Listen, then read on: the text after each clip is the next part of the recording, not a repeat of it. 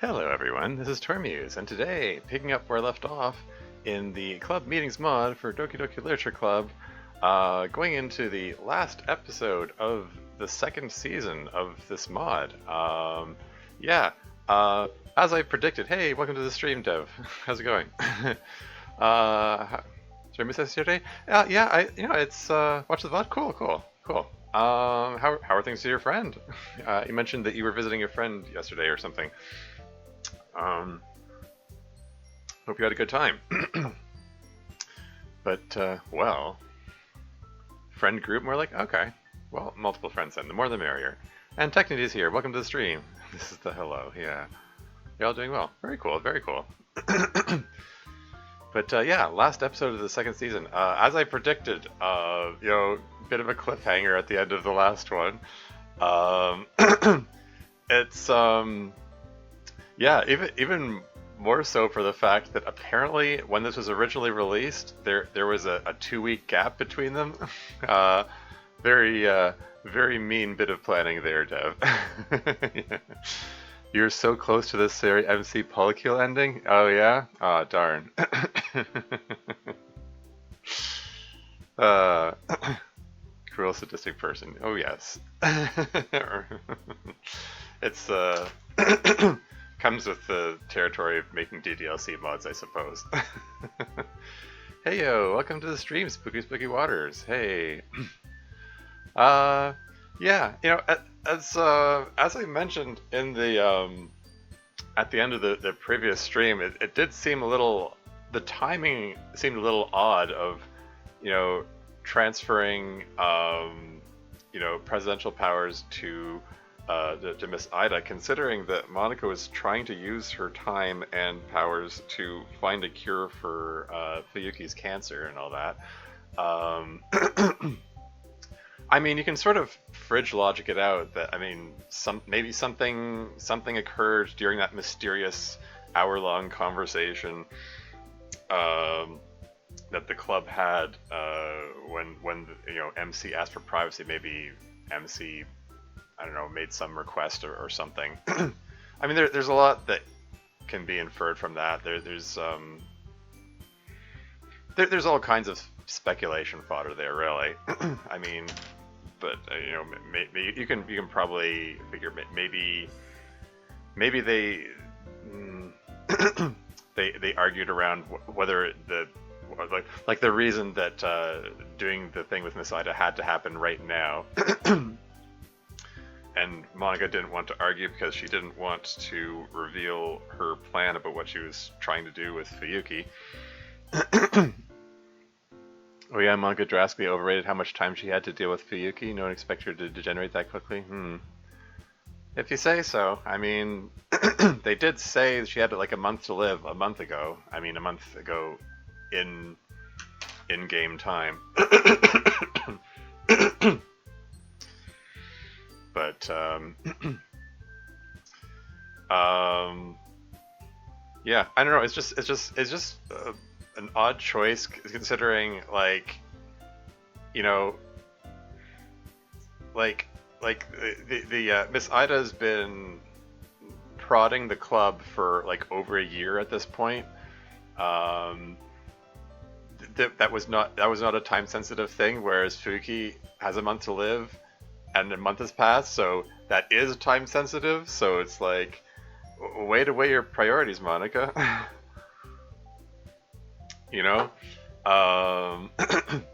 But what was I gonna say? Yeah, and like, because it's like they don't. Miss Ida is an unknown in many ways. Like, they don't know how she's going to react to like having presidential power, or once they give her the presidential power. As far as I'm aware of how the established rules in this mod work, it basically renders them powerless. They're completely dependent on Miss Ida choosing to relinquish that power.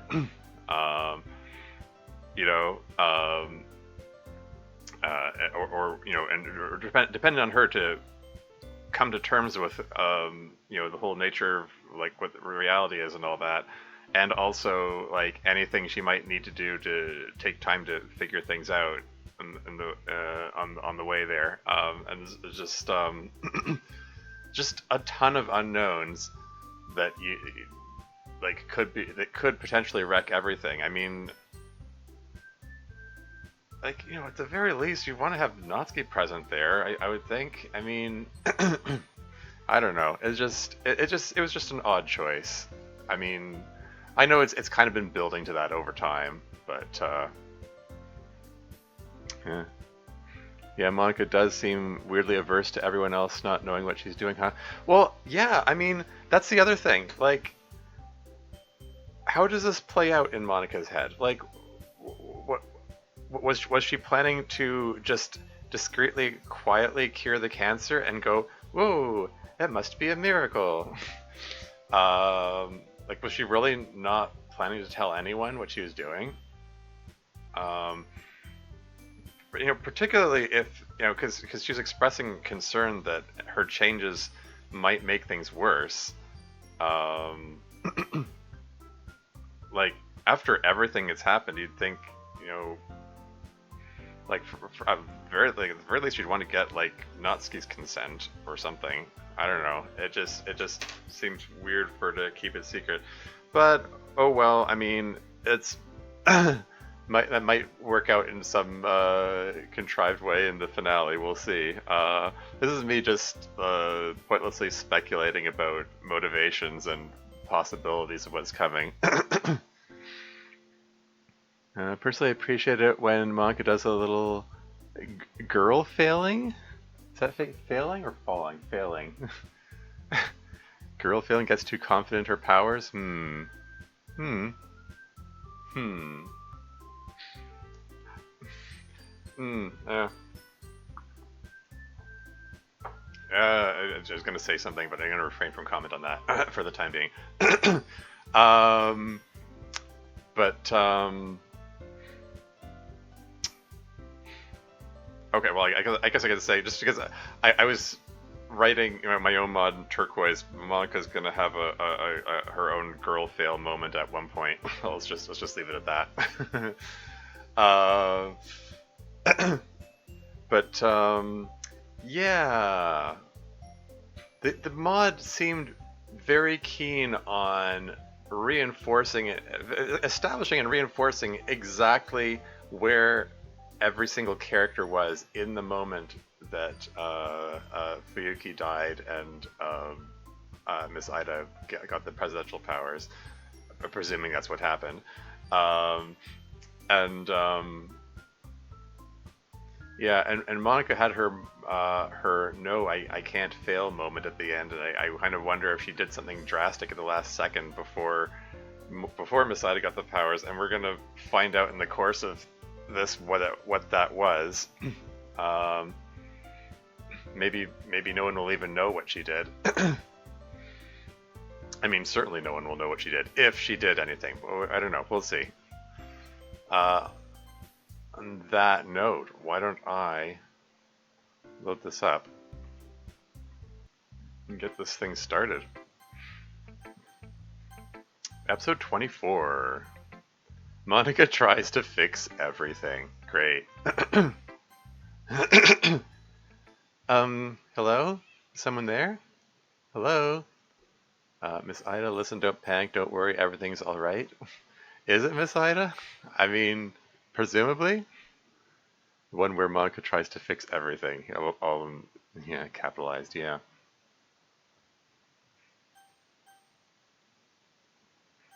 I'm gonna assume this is Miss Ida we're talking to here.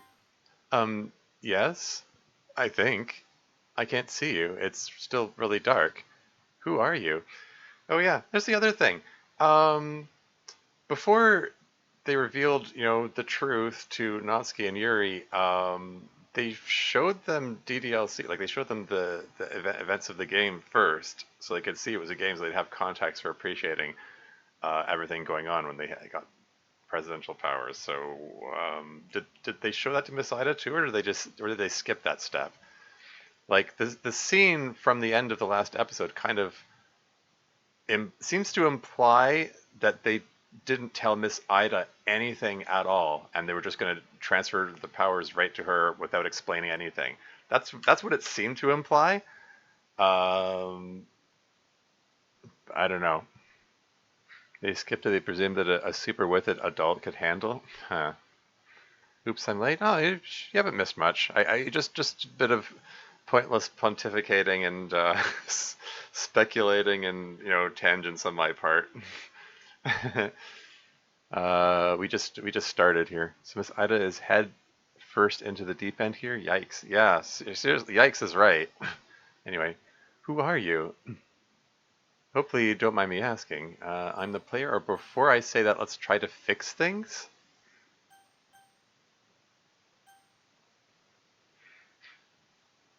Well, I mean, she has zero idea what's happening to her. Okay. Well, I mean, hmm, that seems not very nice. I mean, considering, I mean, Natsuki had presence of mind to try to explain things to Yuri before the presidential power thing. I guess I guess she's the only considerate one in the club. I don't know. Well, I mean,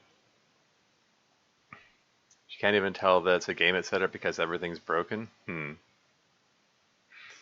Well, I mean, okay. If I didn't have Word of God commentary going on over here, I would probably assume that the club members aren't idiots and they explain things to her. So I would assume that this is the sensible thing to say. Hey, Jada Dev's here. Welcome to the stream. Wow, spoilers, Dev. Yeah. So I don't know what the player is yet. I guess. I mean, yeah. From what Dev is saying, yes, that would seem to be the case. I'm gonna go with I'm the player. The player? I have no idea what that means. I guess it'd be silly to ask for your name. This is so disorienting. I kind of feel like puking, or I would if I had a body, but I don't think I do right now. Goodness, this is strange. Am I dead? No, you were never alive. No, but you're not exactly alive. Dot dot dot. Right now. Um. Well, I mean, do we want to go with the more mind screw option here? I mean, she said that she was ready for the mind altering yada yada yada whatever was uh yeah, whatever reveal was what happened going into this. So um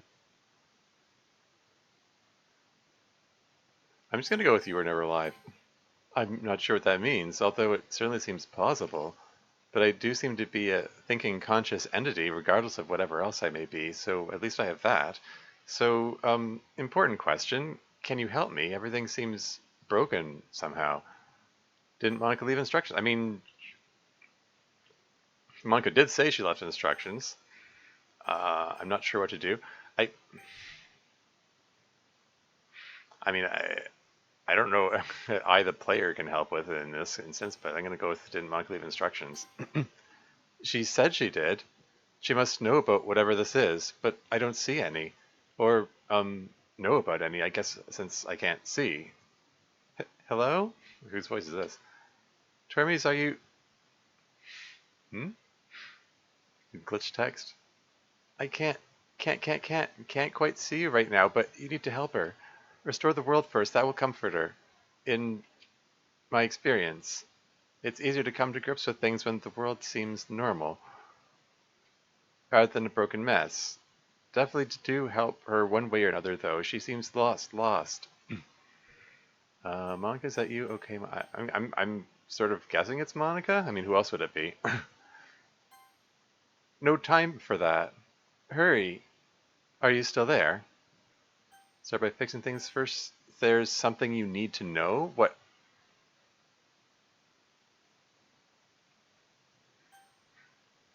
I'm not sure what I would communicate that. I don't know. I mean, this other voice, maybe Monica, says no time for that hurry. I mean, is this gonna, is this something we need to save time? Is it gonna influence whether we can save Fuyuki or something like that? Let's just fix things, I guess. There's something you need to know. Siri doesn't know how to pronounce the word introspection. Shameful reflection on the public education system. There's something you need to know. I am not left-handed. Um, anyway, let's start by fixing things, I guess. Yes, please. It'd be nice if things were more normal. This is very unsettling. Anyway, what do I do? Start by remaking yourself, start remaking environments, start by re-enabling sound. Good Princess Bride reference, yes. Exactly. God, somebody got it. Every fencer is required to watch it once per year legally. It's a good movie. It's a fun movie. It holds up well. I watched it. I rewatched it not too long ago. I watched it a bunch of times when I was a kid. Like we didn't even own it. I just whenever I went to the public library, picked up the movie on VHS cassette because that was the era it was from. I have it on DVD now. Excuse me. Um, I guess remake yourself here. I see. Um, how do I do that? Well, how the heck am I supposed to know? Start by opening the console. As far as I can tell, it's just show Ida. I mean, if you know, of course. I mean, open the console seems like the thing to do. I mean, okay, whatever. Oh, yeah, the console. I know that. I figured out what that was when I was just idly thinking stuff about the weird environment I was in, or not in. Anyway, this thing right here, unknown command syntax error. Right? Yes, that thing. Okay, so now what? Well, I think you just type show Ida into it. Sure, let's give it a try. Show Ida, unhiding Ida. Hey, awesome. I guess that's some amount of progress. So nice to have a body back, except, uh, why do I look all cartoony? Is this really freaking me out? Okay, Asumi, just stay calm, deep breaths. No doubt everything will be understandable in time. So, mysterious presence, what do I do next? Keep helping her. Let's just recreate environments. Hey, Pog. Yeah. Okay, I guess we do that using the console too. So what's the command there? I've seen show background fortress work. That's the space room, right? All right, easy enough. Fortress. Hey, more of the world put together. Excellent. Although this place is kind of creepy. It's like one of our normal classrooms, only it's empty and in space. I'm going to try really hard not to think about that too much. Let's just move on. Actually, first, this is a little too creepy. Is there anything more normal we could change it to? If you know. I had a bedroom, club day. Try CY? CY?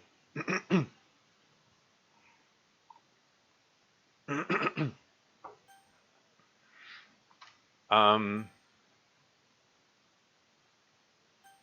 I mean, should we go back to the club? Should we go back to her bedroom, or let's see. Go back to her bedroom? That sounds so suggestive. Um, maybe club day would be better. I'm curious about what this means. What would CY stand for? Would the Y stand for Yuri? Something to do with Yuri? I don't know. Let's go. Let's try club day. Okay. Seeing club day. Oh, the club room. This is much better, thank you. So, what does that leave? It's still really quiet. No sounds at all. So I guess that's last. All right, yes, let's just play sound and play music. It's simple enough.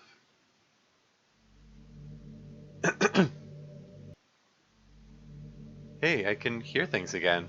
It's so nice not to have total silence, except, uh, why is there background music?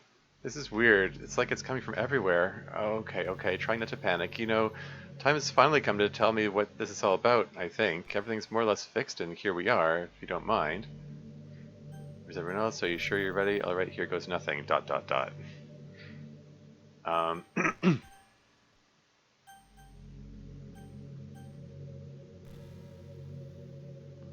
I mean, again, other voice seemed to think that we need to hurry, but, oops. Okay, let's just go here goes nothing, I suppose. This is a game, this is a simulation. Let's go with this as a simulation. Ah, simulacra. Very odd. So maybe you mean that I've been brain mapped or something, and transplanted into a digital or virtual environment. I suppose it's possible? Huh. So I'm really a copy of me, and somewhere the real me is out there asleep or doing her own thing? Very, very strange. I mean, probably isn't a real Miss Ida. There might theoretically be someone named Miss Ida out there somewhere, but... No, you don't understand. What do you mean? I didn't quite get it right? You've always been a simulation. There's never been a real you. That's not possible? No, I don't think it's possible. For one thing, I have all these memories that occur prior to the.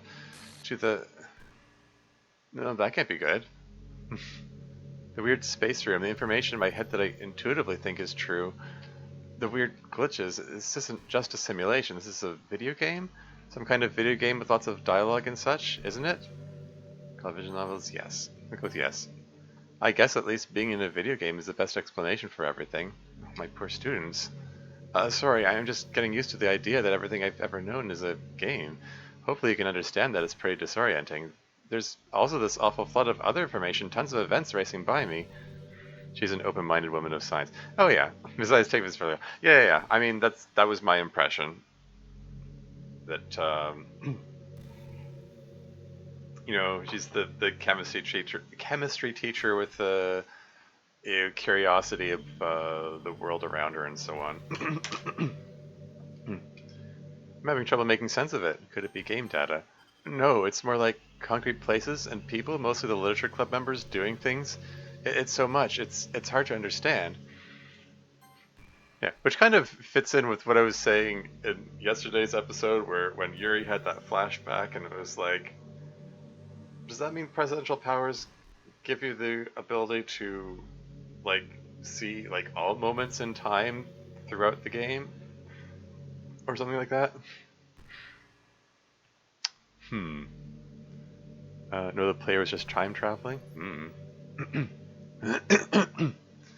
Anyway, it's so much, it's hard to understand. What am I seeing? Probably the past.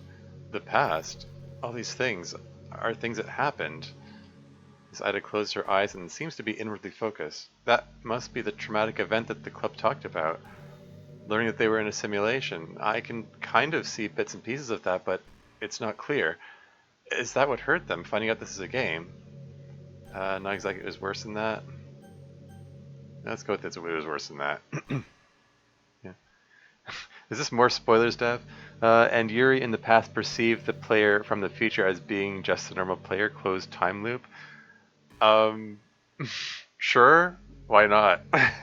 You're the author. You can make up the rules. It's fine. It was worse than that. Worse? Worse than all this? Yes. God, what happened? I think I think I can control what I see here a little. Hang on. Ah, she used the H word. Hand wave justification for you seeing Yuri's reaction. Exactly. Wave that hand. Miss Ida goes and sits for a moment. Then she abruptly stands up and starts pacing around. Oh God, my poor students, how awful, how awful. They didn't deserve that. None of them deserve that. Oh God. And, oh, Monica, how terrible. All this for so long. Oh, music stopped. That means you as the author can send information back in time. Did you know what route Ida would have chosen? Sure. I have a feeling she would have gone the Yuri route. Um, Just that for that whole intellectual thing. Anyway, the poor thing, poor kids. Oh, I'm sorry. This is just a lot. I feel like I need to do something about it, but I guess they've already done a lot about it themselves. I should talk to them. Tell them I'm proud of them, if nothing else. I guess I got my wish about being able to share their problem with them. My mind is such a chaotic mess right now. First things first, I should find them and talk to them. um, hmm. Sorry, I'm hesitant. That expression, first things first, I would have thought that as like first thing is first, which means that an apostrophe would be here, or is it first things, like the plural of thing first? I, hmm. I'm actually not sure.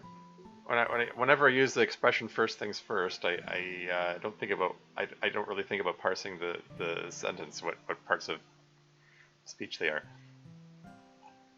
Do the first things first. First things in order will be done first. Sure.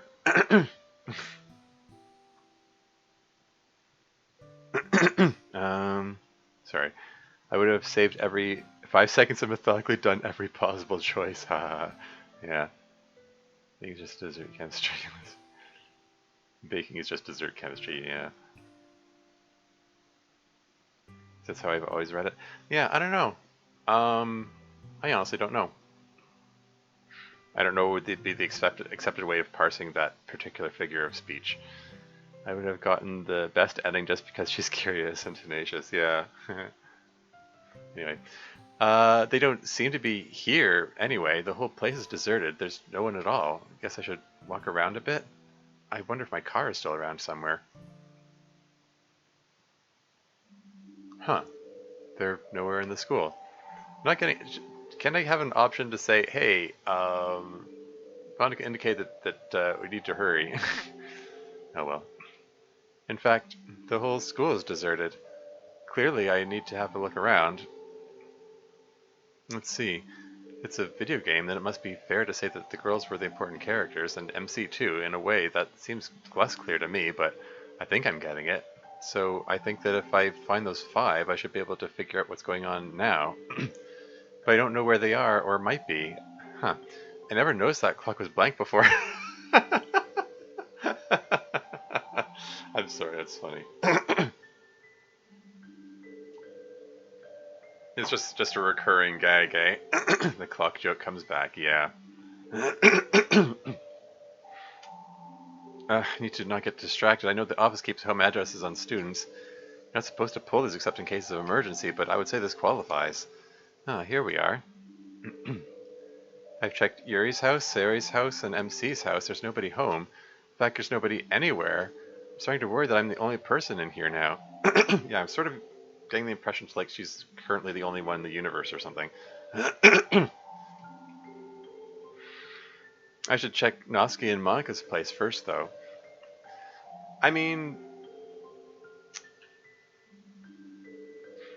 when, like, the disembodied voice that was maybe Monica was saying hurry, and all that, I was kind of wondering if maybe time is of the essence because Monica was still hoping there's time to save Fuyuki or something. But if, like, she's come back and nothing and nobody exists, then does that mean that Fuyuki's state is, like, suspended and she's no longer dying, or... Anyway. I should check Natsuki and Monica's place first, though. Oh yeah, that reminds me of something else I was curious about. Just gonna casually open up the game files here. Don't suppose Miss Ida has her own character file here. Nope, okay, just curious.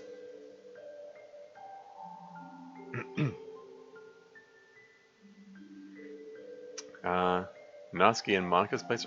Why specifically? Why Natsuki's?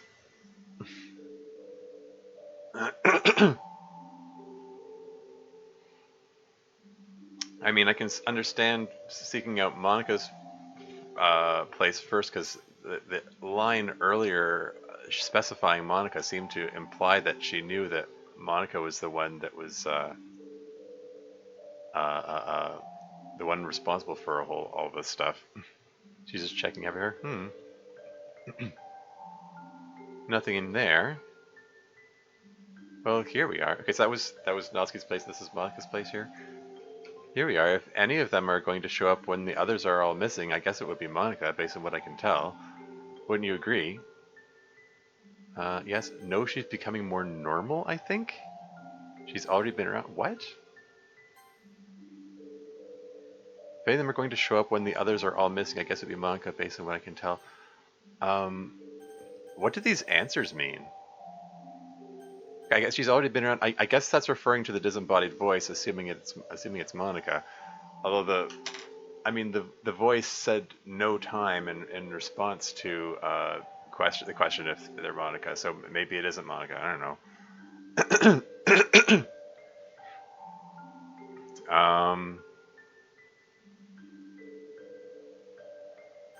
What's this line mean? No, she's becoming more normal, I think. What? I mean, my impression right now is that nobody else exists, and Ida shouldn't expect to find anybody until she brings them back personally. So none of these answers seem correct.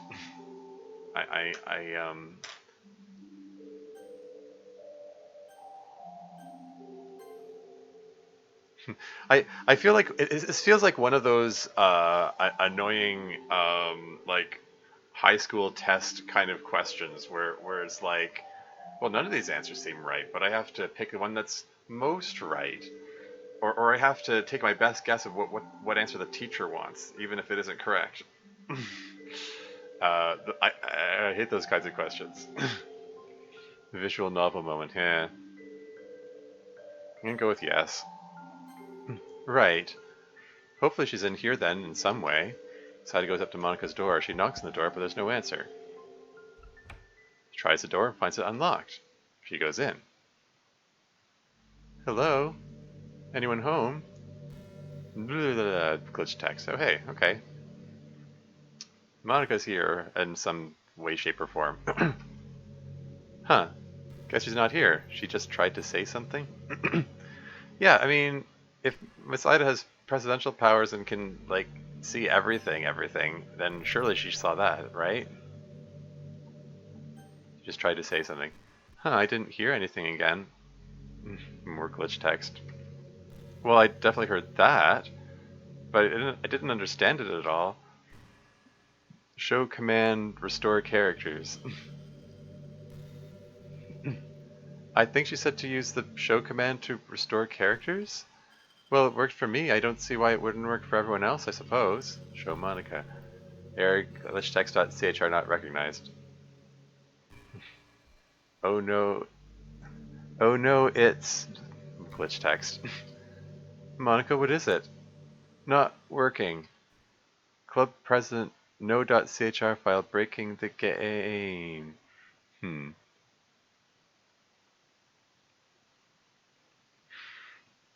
So the implication being that the fact that Miss Ida doesn't have a character file is making things not work. I mean, how did MC deal with it? I mean, they ended up creating a character file for him in some way.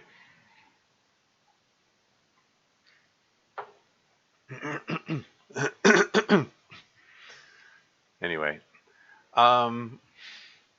you know, and this comes back to the other question they had was like, was it really necessary to give Ms. Ida presidential powers in the first place in order to explain any of this to her? I mean, this is always a huge, massive risk, placing the power of the entire world, their entire simulated world, in the hands of someone they don't really know, you know? So, oh well. Like I said before, well, you know, they're dumb teenagers. What do they know? I'm just joking. Moving right along.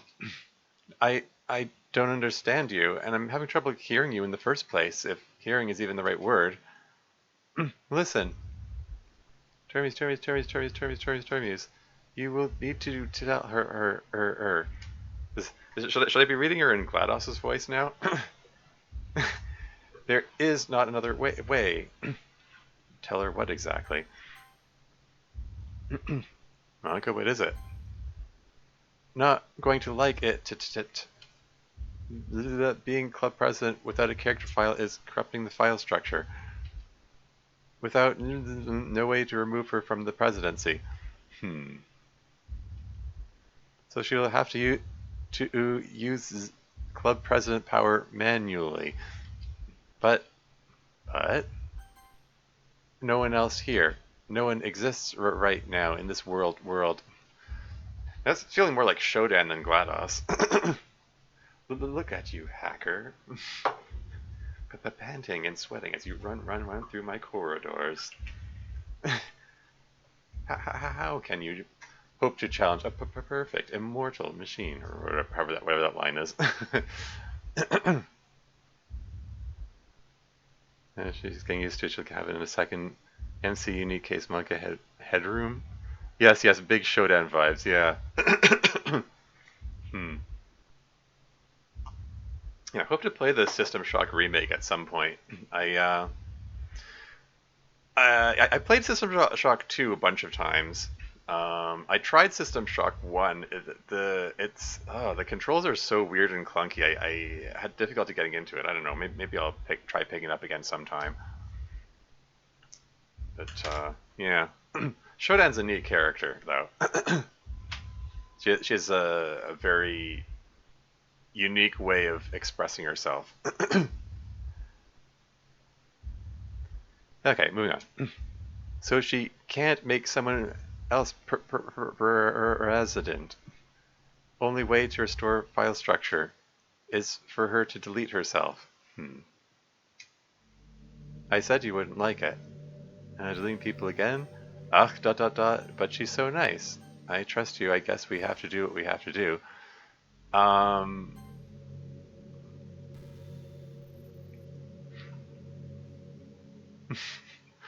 mean, I kind of wondered. I mean, this. When they made that choice about including Miss Ida into this thing, I kind of wondered, like, because this is an ongoing, episodic thing, and the like, does this series return to the status quo at the end of the season? Like, including Miss Ida in the cast, like, dramatically changes the dynamic of the story going forward if she's still around. Like, having her get deleted, like, permadead, is so a super dark way of resolving that little wrinkle in the plot. But I don't know, maybe they can back her up first or something. Manga's gotten really good at coming back from non-existence. Yeah, no kidding. Always has been. Exactly. You return to the status quo even if we must kill people. Yeah, exactly. Well, I mean, like I said in yesterday's episode, though, like even canon DDLC had really fuzzy rules about how the character files work. I mean, at the end of Act 3, you delete Monica, and she still yells at you. It's like, "Did you delete me?" Etc. etc. And like, it didn't actually kill her, and she's still able to bring back the rest of the club. Not only after being deleted, but just, like, them being deleted didn't seem to affect it. So it's like I said, it's like the rules are whatever you as the author want them to be. Like, so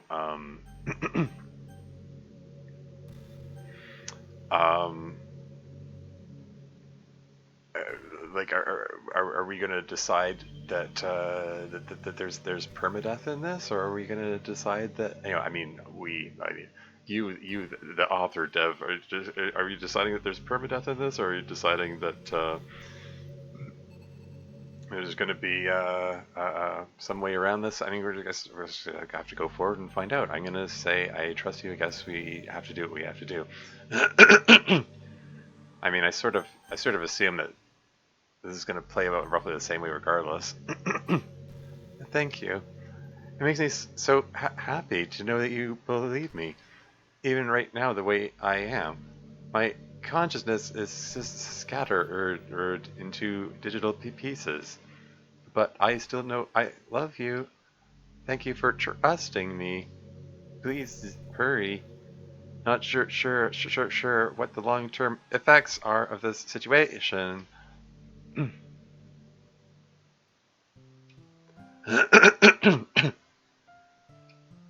Oh, there you are. It's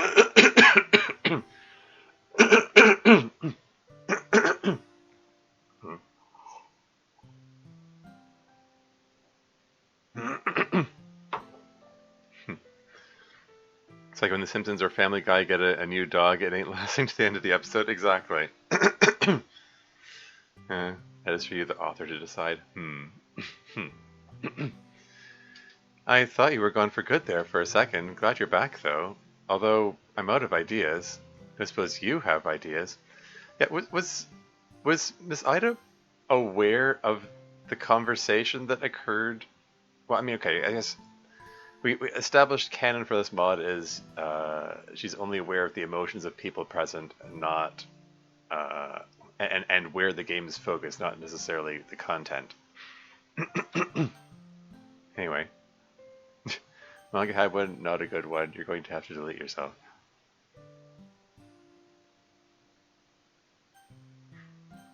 Well, I mean, I'm kind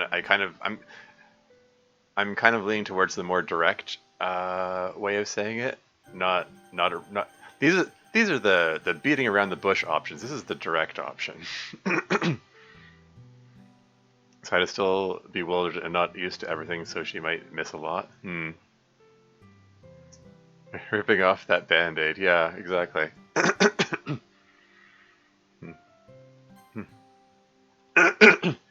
I guess I'm not sure what that entails. So, like, delete myself digitally from the game and then I come back? I could probably figure that out with your help, not a big deal. No, you wouldn't come back? Do we know that? Do we know that?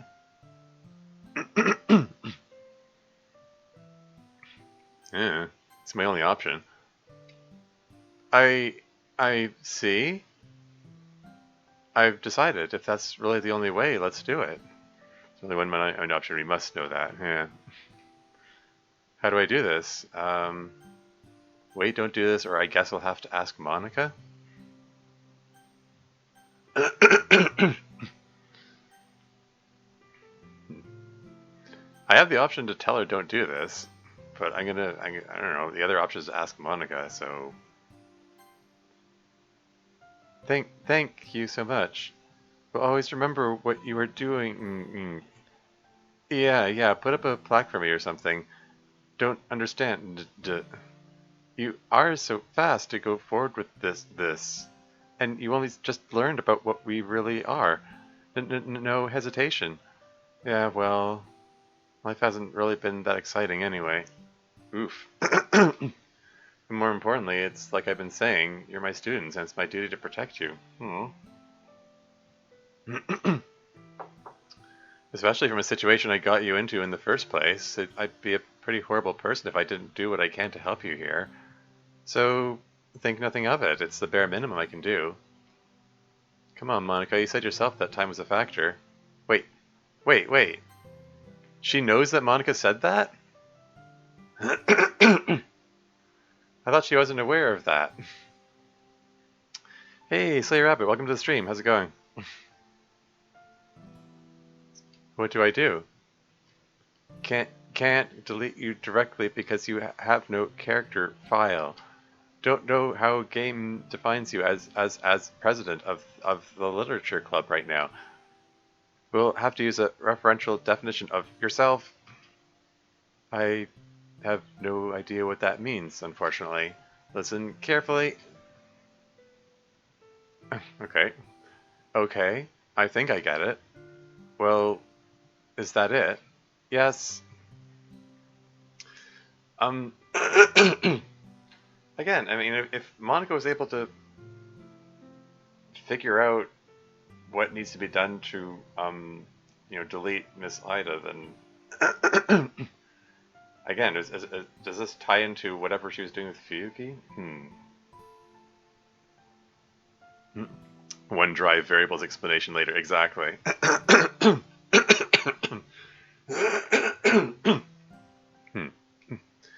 Well, I think I'm ready then.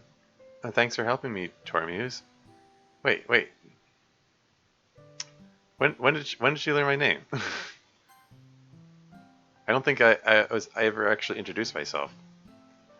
Maybe it happened during the drive variables explanation. What's been going on? She knows what the player variable is set to? Sure. Um, yeah, at the end of the last episode, the the club was trying to transfer presidential power of the club to Miss Ida, who is like a nosy teacher that apparently decided they could trust with the fate of the world for some reason. Um, and only the game broke down when she became president. So, and she's struggling to put it back together. And Monica's semi-present in some way, shape, or form. And she's talking like Shodan. Anyway, thanks for helping me, Tormuse, and thanks for helping my students all this time too. I hope you'll continue to be there for them as time goes on. I'll miss all of you. We will also miss you. Thank you, Miss Ida. Of course. And on that note, farewell, everyone. And Ref Club President found. I found setting to null.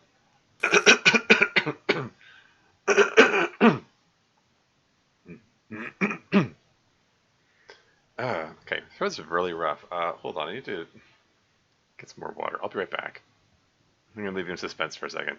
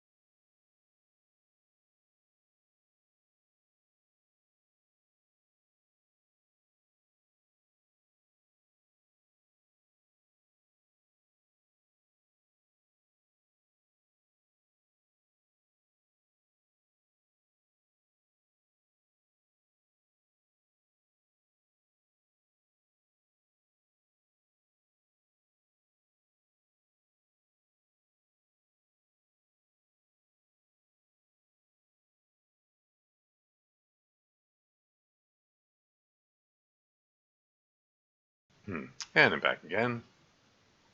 Well, you opened up the stream with self-sacrifice, apparently.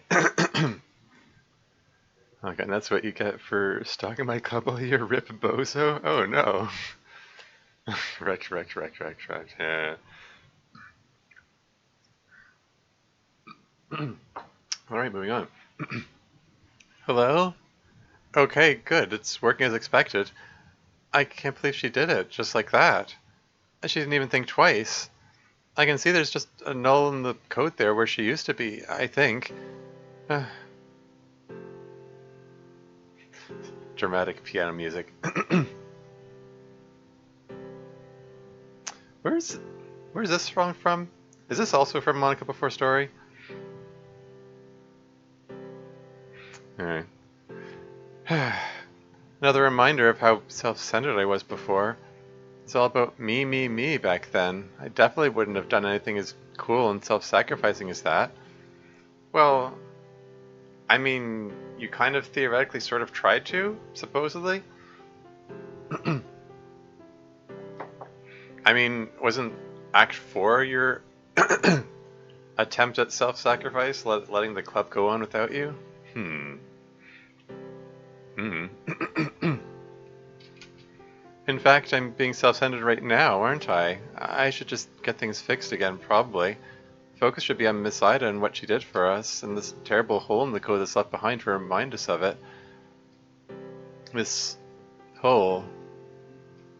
A hole in the code where someone with no .chr file used to be. I have an idea. Two ideas. Freeze Monica.chr freezing time. I shouldn't do this too often, it causes weird glitches. But this is important. How long has it been real world time since Miss Ida got us out of the weird world lock? Like 30 seconds maybe? That's not too long, right? I mean, I'm assuming she's thinking about saving Fuyuki. I mean, the doctor at the time's keen on pronouncing time of death, but I mean, like the human brain can survive without oxygen for a few minutes. Just saying. Hi, just popping in to say hi. Welcome to the stream, Basic Child. Thanks for saying hi. Anyway, moving on. Well, only one way to find out. This is going to take me a while to figure out, though. And I have to get it right on the first try. Take your time, or what is it you're planning? Let's go with what is it you're planning. Get some information up in here. You'll see. Oh, fine. Keep your secrets. It still has that weird fade-in bug with the facial parts fading in weirdly. Oh well. Yeah, you'll see, I hope. But there's not time to explain it now. No time, perhaps? She just spoke quickly, I guess. It just came out weird. I need to start studying some code. This will take me a bit. I mean, you just implied that you froze time here, so theoretically you can take as long as you want. Much later. Hi. Good timing. Not sure how long it's been for me, a few days maybe. I'm done here now, I think. Quadruple checked it and ran some tests. So time to see if I've got it right. Seen to hospital room. It's only been maybe 30 or 45 seconds or so since her heart stopped, most of which I took up blabbing about myself rather than thinking about others. That's not enough time for brain damage to happen without oxygen, right? That's really more of a Natsuki question, I guess. She's the first aid person in the club. Oh yeah?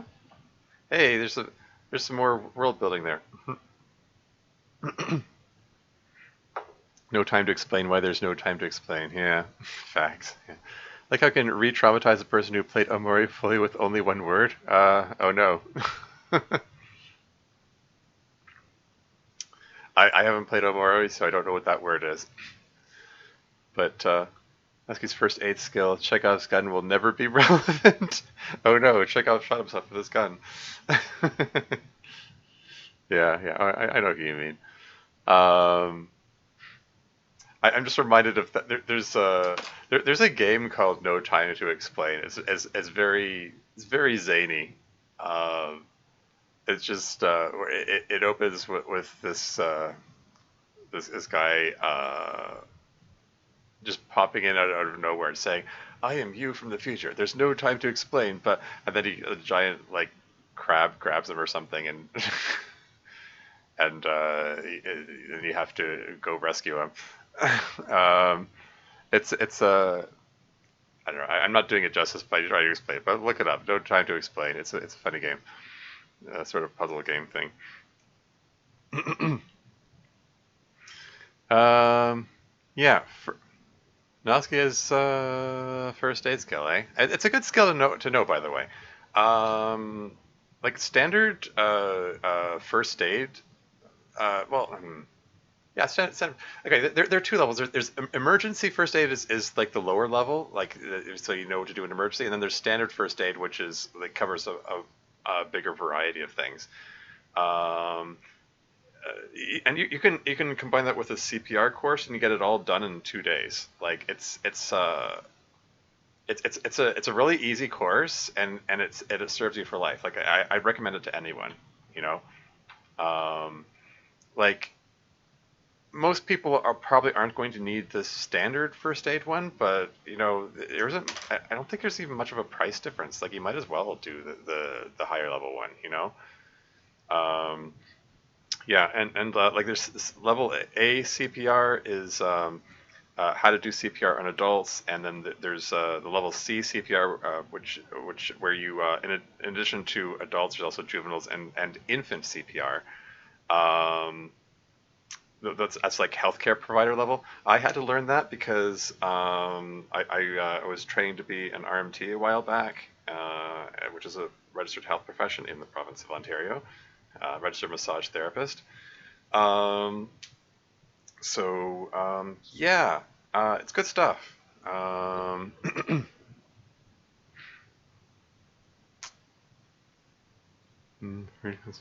I think they mentioned episode 2 or thereabouts that she's skilled in first aid knowledge, etc. It hasn't really been mentioned since. Okay. Play mod where MC used a Chekhov's gun. What skill? Oh, ooh, CPR. Yeah. I mean, there probably lots of mods which involve Chekhov's guns. To be clear, for the uninitiated, Chekhov's gun is it's a plot device which is introduced early on and then doesn't show up until later. Like it's based on Anton Chekhov. He's a famous playwright who said if you mention in the first scene that there's a gun on the mantelpiece, that gun has to be used somewhere before the show is over. Otherwise, why'd you mention that it's there? You know. So yeah, basically Chekhov's gun is a plot device which gets introduced really early on and then doesn't get used until later. It's a trope, exactly. Chekhov's gun was used -1 ammo. Yeah, you mentioned the gun just to mess with people. Yeah, yeah. Huh. But yeah. Shoot, what was I gonna say? Um, yeah, first aid CPR, good stuff. A 2 day course, easy. Go do it.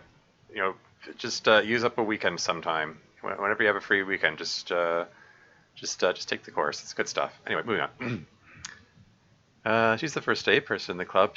But she probably wouldn't appreciate me bugging her at this particular frozen moment in time. All right, let's get serious.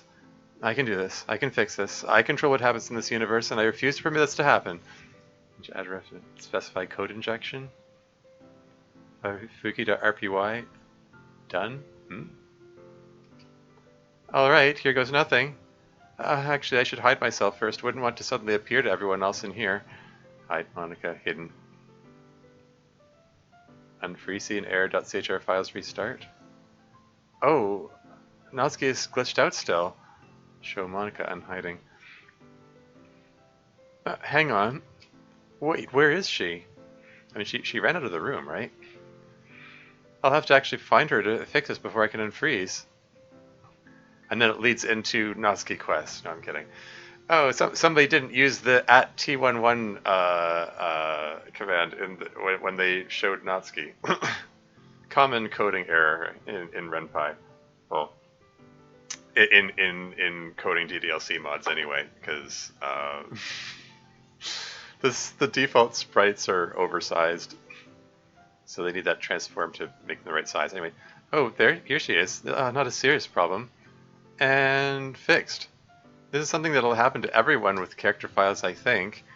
They'll all be frozen still until I successfully unfreeze it, fortunately. I'll have to manually go to them and get this fixed. Hang on. Where's Yuri? At home. Just a sec. What? What is she going to find, like, Sari and MC doing? Yep, same problem here.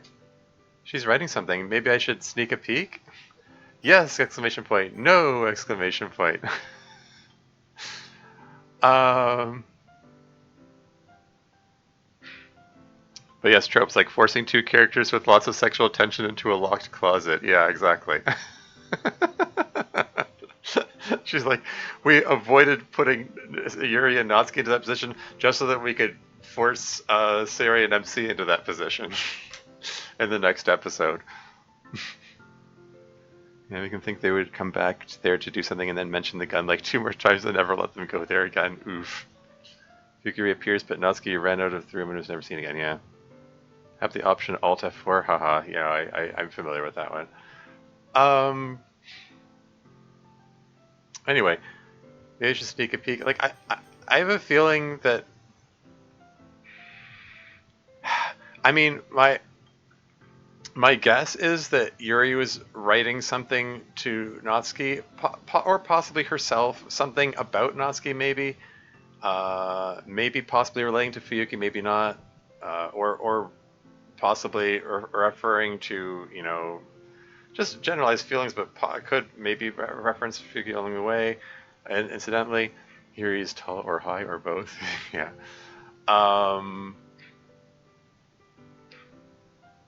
I sort of feel like it's not really any of Monica's business at this point. I mean, like, some part of me is tempted to say yes to see if we can get more content and see if we can get more information about it. But let's respect Yuri's privacy this time. I think he came back from the item as 7 feet tall. Yeah. Yeah, you're right. It's tempting. But no, that would intrude on her privacy. Can't use my presidency powers to do that. Let me just... much better. Now for Sayori. She's in the equipment storage room at the school this late at night? I wonder what happened. Later. Yep, she's in here all right. Huh. I think MC is in here too. She opened the door? Oh my god.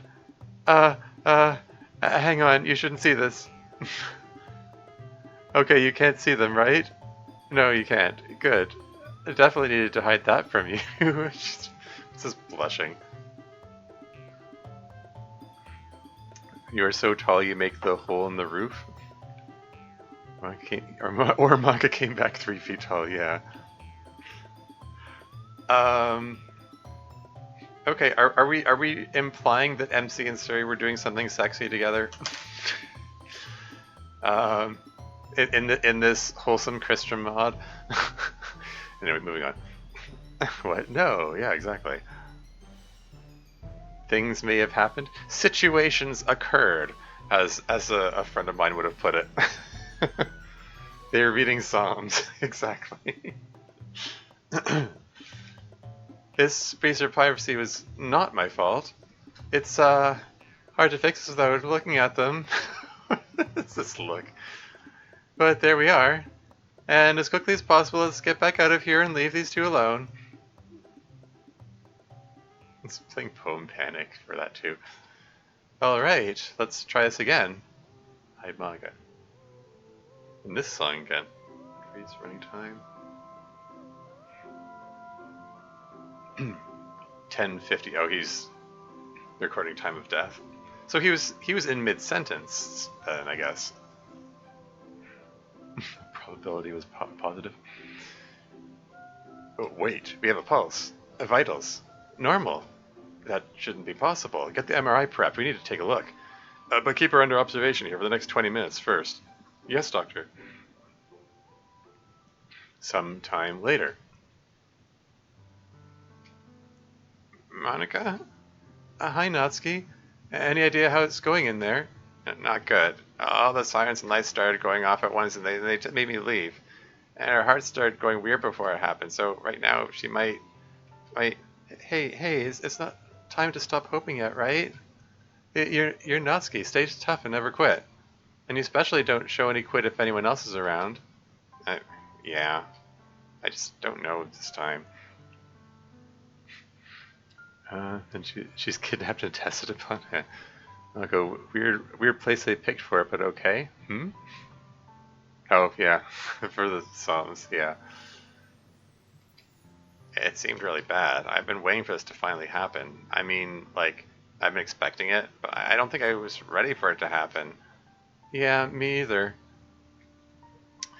This expression keeps being me either. Like, I think it's the accepted phrase to say me neither with an N. Oh well, anyway. How'd you get here anyway? You're here super late, and why'd they let you in? I cheated. Ah. Sorry about rushing you out like that. Hey, you do what you gotta do. Elsie takes a deep breath and faces the doctor. I assume you have bad news for me. Actually, no, quite unexpected good news. Your sister's heart started working normally again after what you saw, which, to be honest, shouldn't really have happened, and I have no idea why it did. Um, that's presumptuous, I think, but okay. Random question, everyone here, can you do a flip? I can't. I mean, it might theoretically be possible. I've never tried. I back in high school, I seem to recall we learned how to do like a dive, tuck, and roll kind of thing. I don't know if I could do one now. um, I can't say I've specifically tried to do a flip, but I wouldn't want to because I don't trust my coordination to not land like flat on my face. Now, why do we spend so much time in episode 23 with Yuri talking about how important it is to accept that things end and you need to move on and appreciate what you have? Contrast with a club member who does not accept that viewpoint. Yeah. So we can do a flip if they're high enough in both meanings. Yeah. I don't know. Like maybe if I was on a trampoline, like one of those super bouncy trampolines, like one that's big enough that I had space to maneuver and stuff, maybe I could try it then. Anyway. Well, that's at least some good news. That's the least of the good news. I just took the least of the good news. Okay, I just took a look at the MRI scan we did afterward, and the cancer's completely gone. But it had metastasized. Yes, it had. That's what makes it so remarkable. It's like it vanished from everywhere in her body at once. Fuyuki's very lucky. Uh, sounds like it. Anyway, she actually seems perfectly healthy now. We're just keeping her under observation for a while just to be safe. You'll be able to see her soon. Wow, they got her into that MRI fast. Holy moly. I mean, magnetic resonance imaging, it's a bit involved to get like it's something like you can't have any metal items present, and you have to you know you have to be very careful about using it, and they're very they're very useful, they're valuable, they can detect a lot of things that other tests can't, so which is why they're in high demand, and some it can be hard to book MRIs. So like the fact that they got her in for that quickly is impressive. How they do an MRI within 70 text boxes? Yeah. Doctor barely disguising his nerding out over this weird occurrence. Yeah. Honestly, relatable. I I have to tell you, what one time, um, when I was working as a massage therapist, I had a client whose internal anatomy was flipped, like a congenital deformity kind of thing, like I don't know, recessive gene, whatever you want to call it. And I was like just trying to restrain myself from nerding out about it. I was like, this is, like, this might sound like a weird question, but can I feel your liver? You know, it's like, and it's true. It's like their liver's on her left side. It's like, holy crap, that's amazing. Uh, you know, and you know, and like going through in my head, like, okay, how does this affect the treatment? Okay, so that means her large intestine goes counterclockwise instead of clockwise. Her heart will be on her right side. Her her left lung has three lobes and her right lung has two, instead of the other way around. So like her left kidney will be lower. Her gallbladder will be on the left. You know, I'm just going through it, and I had to like, okay, vena cava is on the right side, and so aha, there's something I can use. Okay, so again, she was like a few months pregnant, so I was saying, like, you know, they're going to tell you to put a pillow under the left side to keep the baby's weight off the vena cava. Actually, you should put a pillow under the right side because your vena cava is going to be on the other side. And so, anyway, I was just, I don't know, it was just this really fascinating like geek out moment for me, like meeting someone who's like, you know, the anatomy stuff is just fascinating to me. I just think the human body and how it works and how everything is put together is just like really fascinating, and it's hard for me not to geek out about it. And and you know, it's just I don't know. It's just, that's what it reminded me of, I guess. Know how to massage while not here is flipped. I mean, but yeah, I took a course in massage therapy. Yeah, I worked as a massage therapist for a few years. It was, you know, it was a good profession for a while. I don't know. I sometimes it's a bit late for me to get back into it. I mean, I would have to do the course over again because I've been out of it too long. My certificate's lapsed. Because I haven't practiced in quite a while. Yeah, I don't know. It was you know, good career for a time, but ultimately I seem to have decided to do something else. What that is, I'm not sure yet. Yeah, seen that before. My mom was a nurse, and one of her regular patients had other organs on the opposite side. Huh, neat. Pretty well to see. Yeah. Well, I mean, you can't really see it for the most part, but yeah. If you're within 20 meters of me for an extended amount of time, you'll know DDLC lore? Sure.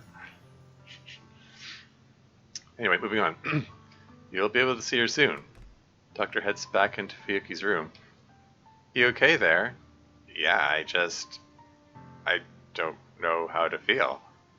I've been expecting her to die for a long time now. I've been trying to get mentally ready for it, to have it just change so that all of my most ridiculous and possible fantasies about the situation came true. It doesn't feel real. It's like a dream. I feel like I should be really happy, but it's all just too weird. I'm just happy it turned out all right. You know, sure, come on, Natsuki, you know Monica did it, right? I mean, when factoring in, one, the fact that Monica already suggested this to you earlier, and two, the fact that Monica showed up out of nowhere just she got miraculously cured. You gotta know that's not a coincidence. Come on. Anyway, hopefully I'll see you at club next week. Then it sounds like. Uh, yeah, weird time to ask, but I guess. What do you mean? Is Natsuki seriously not cluing into the fact that Monica did it? Do you know how to feel? Just don't feel anything? Assuming everything really is alright with Sis. Good. We'll need to have a talk then. A weird game thing has happened. Sorry, I'm still trying to absorb what happened with Fuyuki. The club is just a really weird topic right now. Something weird happened with the game, you said? Was it because of Miss Ida? Something like that, yes. Anyway, don't worry about it until next week. Enjoy your time with your sister. I definitely will. She has not yet, no? Shh. And they say MC is dense. And Monka's like, hello, Natsuki. Pretty wild seeing you here as I just teleported here and didn't do anything. Exactly. Sort of in shock, though, to be fair to her. Yeah. Oh. Anyway, Yuri is humming softly in the next room. Door knocking sound? Be right there. Oh, hello, Monica. Come in, won't you? Thanks, Yuri. Bit late to still be in your uniform, isn't it? This is going to be about Miss Ida. I've had a bit of a long night. I see. Anyway, Yuri, I came to make a request. Of course. Something has happened with the game, and I could really use your help in dealing with it. Oh my, it's not too serious, is it? Actually, it's super serious. But first, I need to bring you up to speed. Can you take a quick ride with me to the school while we talk about it? To school? Wait.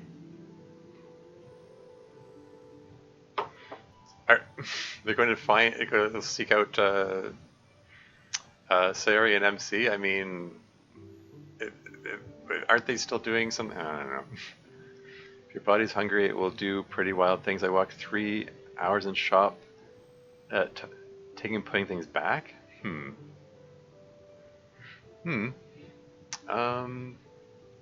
Yeah, I'm not sure what to say about that. Moving on. Sure, but why do we need to go to the school? Oh, MC and Sarah got themselves stuck in a room, I think. I see. Like, Monica's blush and Yuri's knowing look. Some sort of miracle just occurred in the simulation. The resident demigod that controls everything is just like, that was cool, huh? Yeah, exactly. Are you sure they want to be unstuck? Well, hopefully they will be by the time we get there. I see. Should I pretend I don't know anything? Yes, probably. I'm sure they'll tell us what happened in there sooner or later, whether intentionally or unintentionally. But anyway, the thing I need to talk to you about is more serious than that. What is it? Oh, she's still blushing. Oh hey, Koda's here. Welcome to the stream. So they're taking the car and not teleporting so they can finish? Yeah, I mean, that's what I presume. Held a friend hostage in a shop for 2 hours by promising them instant noodles? That's a little random. They have a lot of psalms to get through? Ha ha ha, yeah. Well, you remember what we did with Miss Ida? Yes. Ha, he. Yeah. This is really nice. But, it's kinda cold. You think you could bring me... Of course. Just a sec. You too? Yeah, now that I stop and think about it, it's actually really chilly in here. Here you go. Thanks. Eek, don't look. But, it's still embarrassing. I'm going to look around for some stuff we can use as blankets. Just turn on the lights when you're ready. Okay.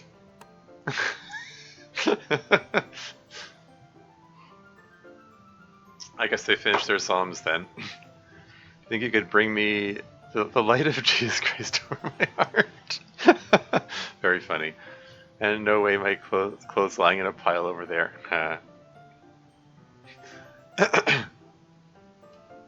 How's that? Yep. I look very unsuspicious. That you do. Oh, I thought it was going to show, like, show MC Sprite and he's going to be, like, topless or something.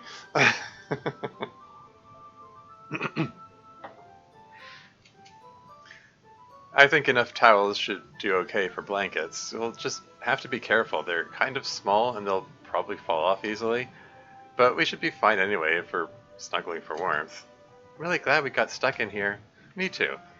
This will actually be really cozy, just the two of us in here and no one else around who can bother us. Hello? You guys in there? Yeah, we're in here. We got stuck somehow. Thanks for finding us. Can I come in? Are you guys decent? Yeah, of course we're decent. And just wanted to make sure. How'd you know how to look for us anyway? Well, there was a slight emergency for a game thing, so I needed to find out where you were through the game. And that let me hear. What's the emergency? Oh, it's all taken care of now, actually. Wait, really?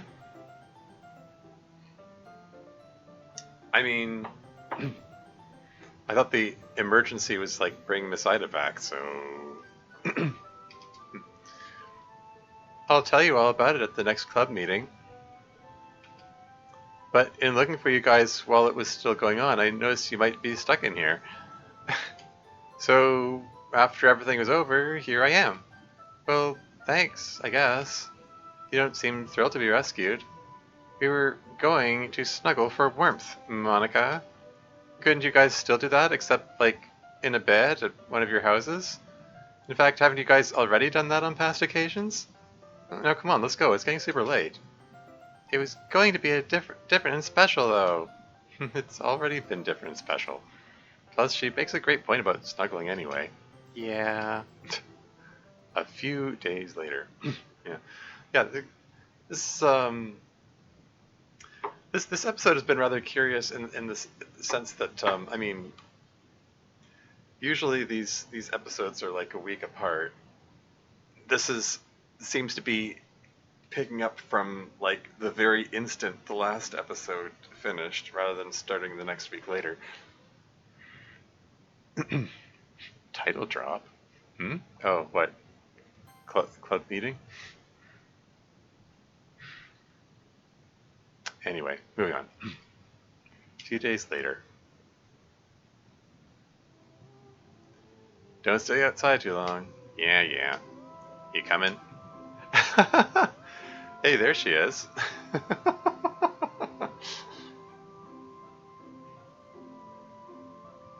She finally got a Sprite. How about that? Hello, indeed.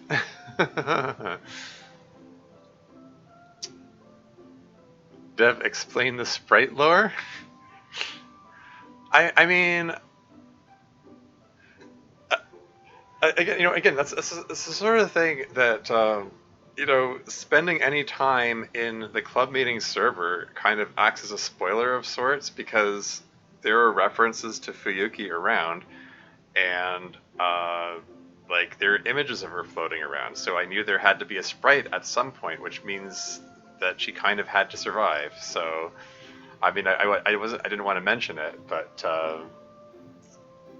it's like I said, it's sort of it sort of hurts the drama of, like, wondering if she's going to die if you know she's not, um,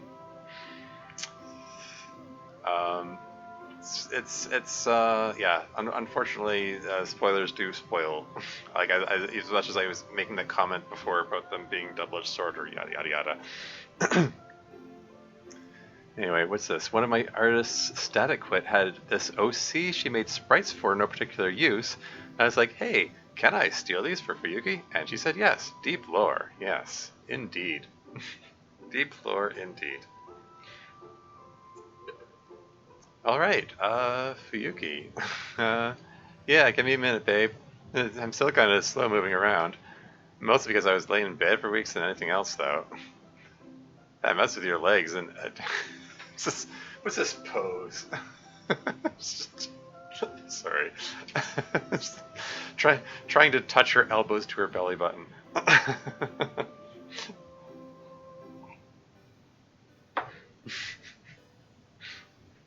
I'm sorry.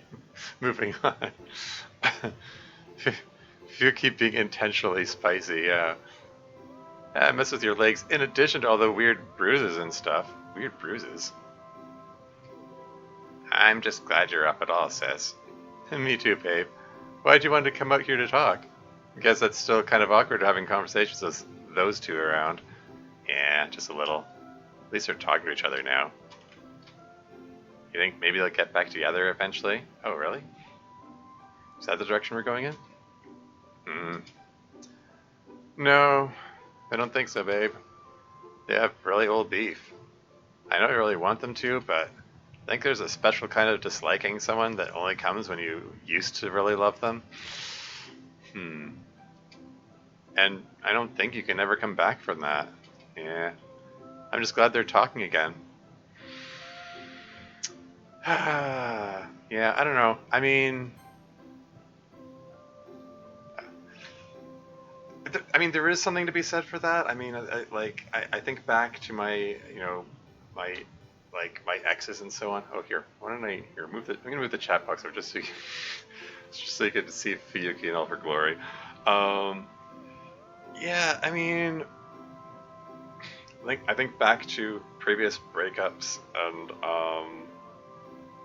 attempting to get back together with them after the breakups.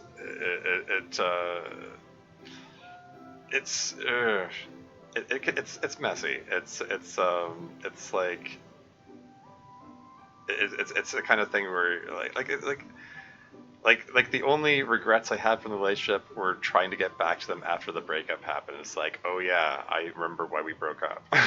you know, it's like, I mean, like I'm not gonna say it's impossible to get back together after a breakup, but it's like, uh, I don't know. It's a thing. It's bad. I draw everybody. You could be intended if you guys sass level similar to her sister. Yeah. Yeah. Yeah. I mean, I get that. Yeah. Anyway. Anyway, moving on. I'm just got there talking again. Maybe they'll go back to being decent parents at least for a while. Then something good will have come out of all this. Although then they'll have done it as soon as they're both grown up with their usual smart timing. So, I just can't get over her repeated like.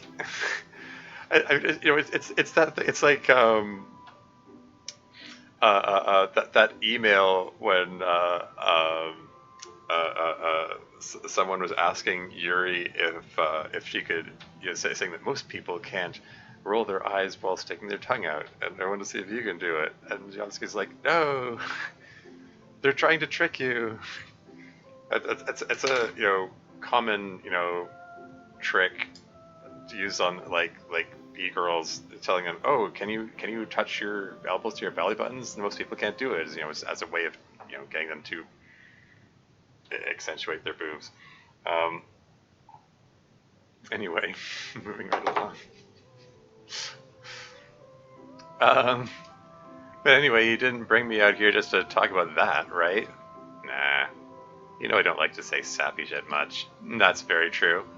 Well, I spent a lot of time in the hospital thinking, and one of the things I was thinking about was about how I wished I had told you more that I love you and care before it was too late. And then, whoa, you suddenly get better out of nowhere, and so it seemed like a sign that I should tell you. I really love you, sis. Aww. Is Fuyuki gonna turn this into, and who else do you love?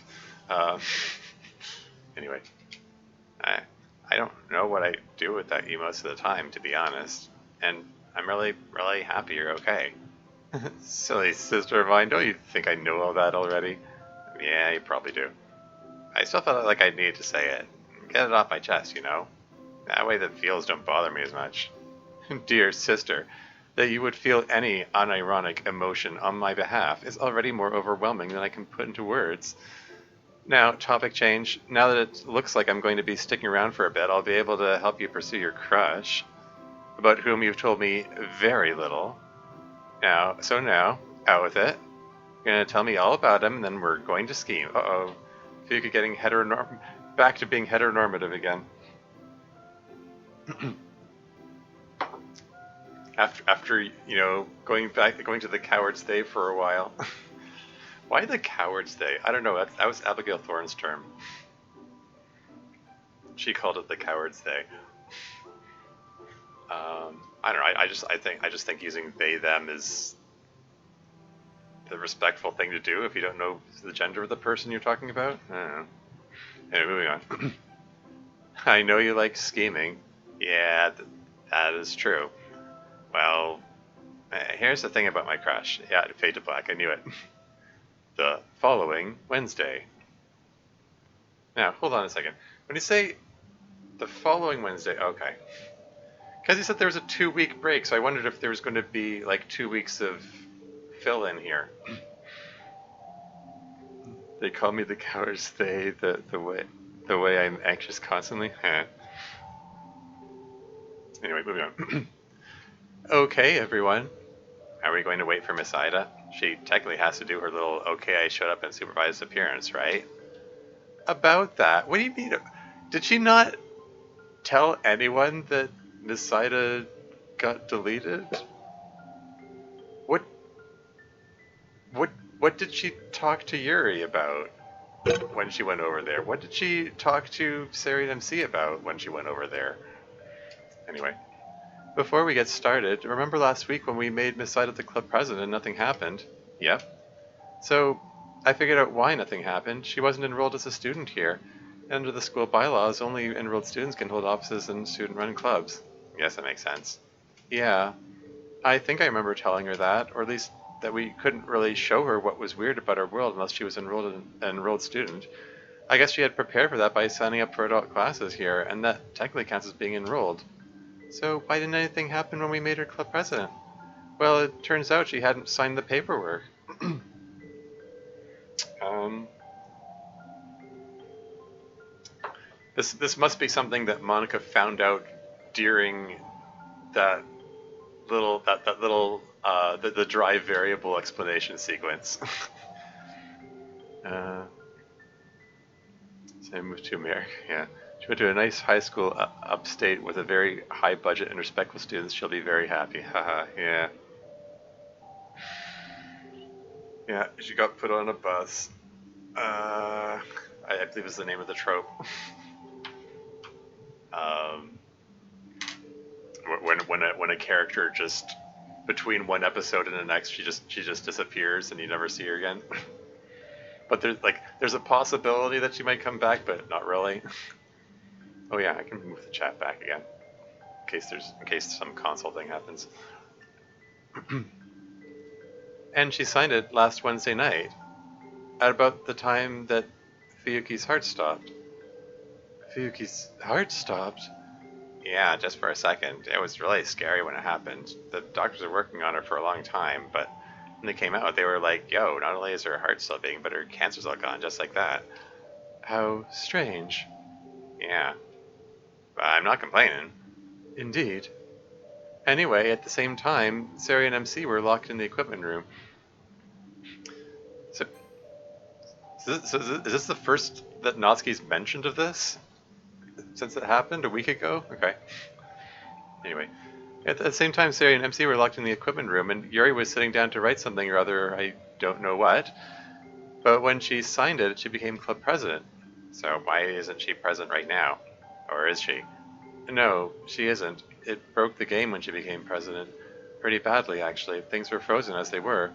And only I could do anything due to the whole thing where I'm distributed through the file structure, but for a while I was pretty worried.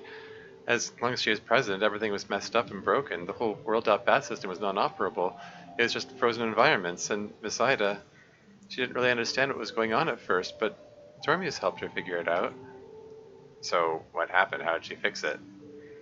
Well, it turns out there was only one way to fix it, and that was by deleting herself from the game. How could she do that without a character file? By telling the game to deleting exact instances of whatever the club president variable was set to. Anyway, she did it. Really quickly, too, and cheerfully, no hesitation. She basically said it was a real no-brainer that her life was worth less than everyone else's, and especially her students' lives. Especially when she caused the problem in the first place with her curiosity, as she put it. Yeah, that sounds like her. Really does. Man, I'm glad we're back and okay, I guess, but it just seems like a real bummer. I was just getting used to her, too. She was so nice. It's kind of upsetting that she's just gone. It's like she's dead.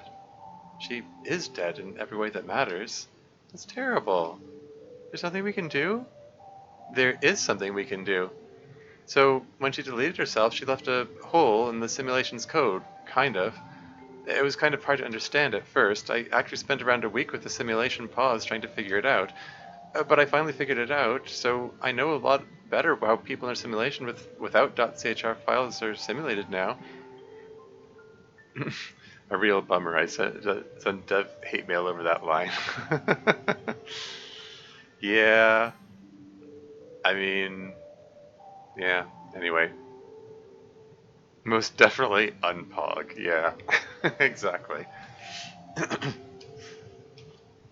um, Incidentally, Natsuki, I should probably mention the reason your sister suddenly got better was me modifying some variables in her after figuring out the components of a simulated person.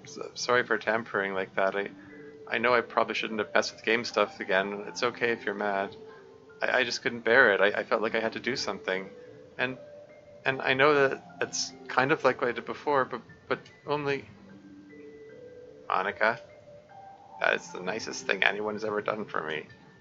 Please don't apologize. Having my sister back more than makes up for anything you ever did to me, okay? I I love you, Monica. Aw. Just, she just plowed into her so hard that she just totally shifted position there.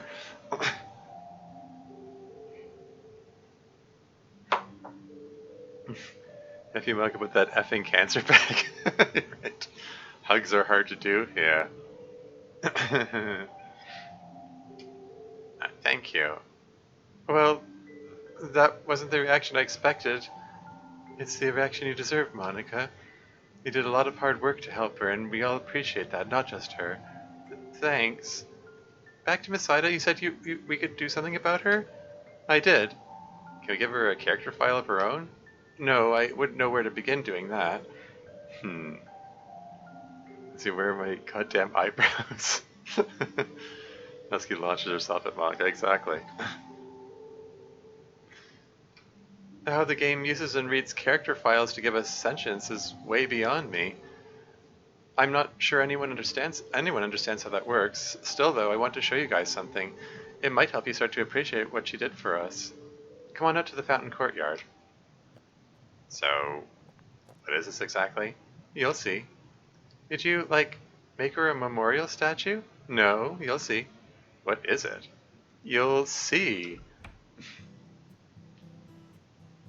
Fountain courtyard. Oh. That's cute.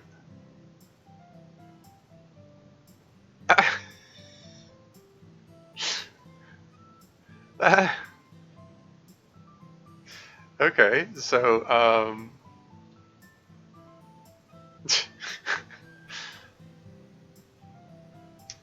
like Natsuki's got her arms folded. Does that mean that Ida came over and hugged her? Well, whereas like Sari looks like she's in full flight, like she launched herself at her.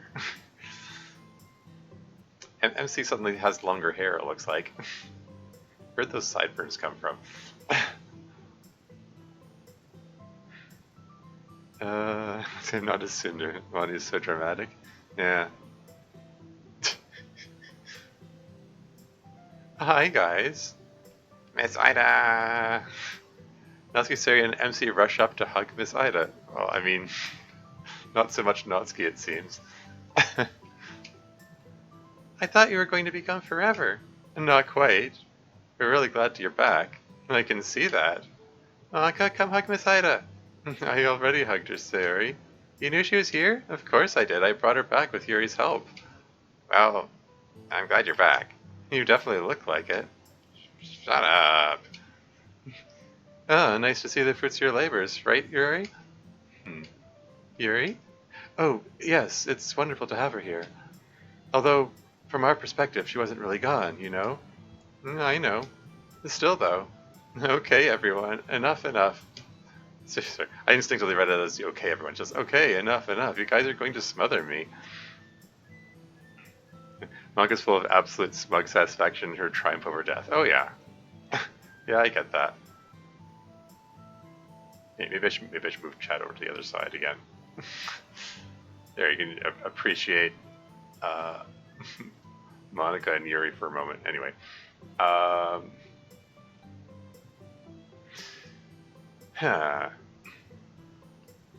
Yuri's foreshadowing season 3. If you say so. Yes, put a couple of inches on MC's hair. Yeah. Yuri's looking at us? Okay, moving on.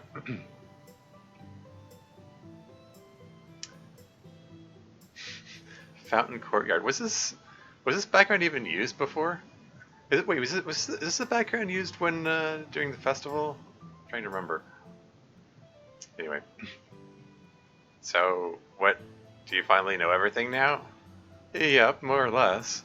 You guys weren't kidding. It's a hell of a trip. It really is. Poor Natsuki. The whole thing has been really hard on you, hasn't it? So wait, do you know everything? Everything? Not just like the nature of reality and stuff, but the whole story? The whole story. Every bit of it. Although, even before, it wasn't too hard to see that something was bothering you beyond just your family issues, Natsuki. Remember? I think it was me noticing something was up with you that had led me down this rabbit hole in the first place. Oh, yeah, huh. Sorry about that. And don't apologize. I mean, don't get me wrong, adjusting to the real state of things will take some time, but I'm glad I did it. After all, I did it so that I could help you with whatever weird thing you were dealing with. Yeah. I guess MC does have some, sideburns. It's just, I don't know, so his hair just looked different somehow. Can't quite put my finger on it. I need to see them side by side.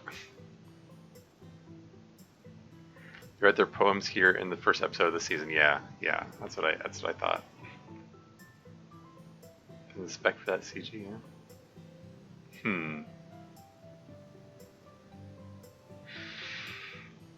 Anyway, and now maybe I can. So, question. What's this blushing look here? When you say that you know the whole story, do you know everything that's happened since the original game and now? Well, not everything. I say I know everything from the original game, as you call it, and a few things since then, but maybe especially relevant to your question. I do know exactly what each of you were doing when the game froze because of me. I see. Yeah. Even me. Even you. You saw that I was writing. Yes, and I saw what you were writing. Did you see the finished product? I'm afraid I did. Don't worry, Yuri, I'm not going to tell anyone. Unless you want me to, of course. No, thank you. I'm just glad that everyone's here and okay. All's well that ends well, I suppose. What do we want to do now? Is anyone actually going to that dance that MC and Story were setting up for?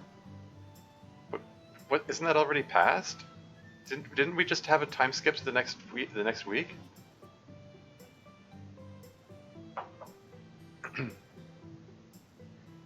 Mug internally, ha ha ha, I am the god of this universe, ha ha, yeah. Pretty much. No, but I was going to the basketball game that's happening right before it. Ah. Well, for now, why don't we have the club? And Masaida can be a part of the whole thing this time. It's good to be back here. What do you guys want to do first? Poems? I heard Sayori has to do her mod, too. Well, with everything that happened last week, I didn't really assign poems. And I still haven't finished my mod. It's a little more complicated than my mod from last semester. Goodness, that's right. This has been going on for well over a school year for you, hasn't it? Does this mean, like, Sayori's mod didn't get finished in time for this for this episode when it was originally aired? Was this going to be like an extra for the for the compilation? Is this going to be a recurring thing where Sayori's mod doesn't get included in the actual episodes but gets included in the compilation instead? No, shut up. Oh, okay. It's okay. I mean, no judgment or anything. I mean, there's a lot packed into these episodes. I wouldn't. Normal mod is in season 3. Oh, okay.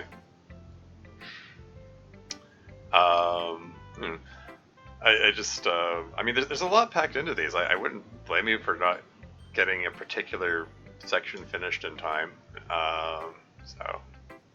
Yeah, one series mod was so large in scope as to be too big to fit in a Club Meetings episode, and 2, not finished on time because of that. Yeah, huh. Wow, okay. Interesting. Alright, moving on. Longer for me, but anyway, why don't we take the time to write some poems? What do you guys want to write about? Do you want to write one? Do you want to write one today, Miss Ida? Oh, I'm not sure I'm in any mind to write poetry just now. Just still trying to process all of this. Yeah, I know the feeling. How about haiku again, since we have to write them right now? Yeah, sure. Seems like a good idea. We could fit one haiku in per season. That was a lot of fun last time. Yeah, good idea. Alright, haiku it is then. Write them about whatever you want, okay? Club settles in and starts writing. Incredible. They've been dealing with this for so long it's normal to them. I think I understand now how they were using the club to cope. Gives them a sense of normalcy, something familiar and structured with people they love and trust. Not really a part of that though, am I? I just barged in on it uninvited. Okay. Not really knowing what I was getting into, just like always. Hey guys, before you get too into writing, so obviously I'm in the know now, but I still don't mind heading out and leaving you guys to do your own thing if you want. I know I'm not really one of the group like you guys are. Don't want to bring anyone down. None of that. Yeah, you're totally part of the group. Especially after you delayed yourself to save us, you shouldn't minimize something like that. Heh. Sayori emphasizing, don't minimize your accomplishments. Presumably something she learned in therapy. I can totally see her therapist telling her, hey, don't minimize it when you do something good. Be proud of the good things you do, you know? Anyway.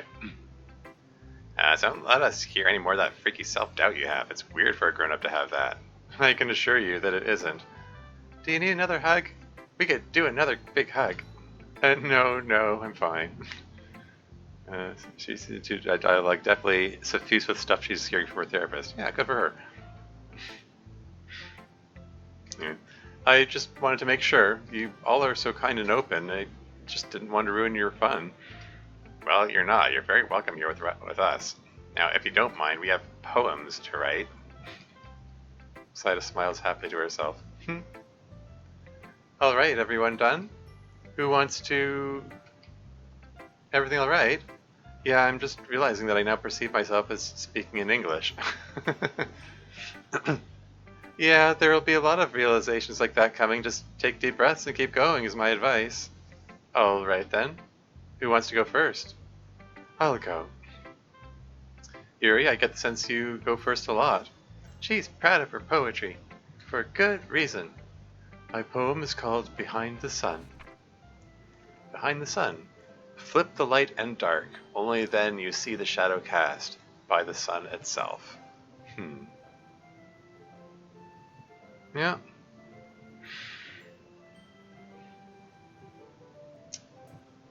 Is it about an eclipse here? You're using a pun? Moving on. Ooh, pretty. I don't really get it though. Like, how can the sun even cast a shadow? I mean, I guess if something even brighter than the sun were behind it, it might cast a shadow. But even then, wouldn't there just be a lot of light? It's okay, Sayori. It's not meant to be taken very literally. I'm not even sure it's a metaphor for anything. I just thought it was a thought-provoking concept. It's definitely thought-provoking, kind of the same way an Escher painting is. It's like a contradiction. Yeah, exactly. It's like a little puzzle that your brain can't quite solve, with really lovely imagery, as usual for a Yuri poem. Thank you, Monica. Wait, is my imagination or is Sayori still focused? She's looking taller than Monica at the moment. I don't think it defocus. Anyway, moving on. Thank you, Monica. Of course. Natsuki, what did you think? It was okay, I guess. A lot of fancy stuff, but the poem is kind of about nothing. Just not the kind of thing I can get down with. Oh. So it's Natsuki putting down Yuri's poem for once here. I mean, they've had a thing where they compliment each other's poems for a while now. Anyway, I see. Does every poem have to be about something? I mean, if a thing is just pretty by itself, that's worth something, right? Behind it soon, yeah. Let's keep proving Yuri's poem. Even a poem has no other meaning, but just sounds nice, isn't that a good thing? Meh. You go then. I will. No repeats. Castle in the sky. Where do you go when you die? Hope it's something new. Hmm.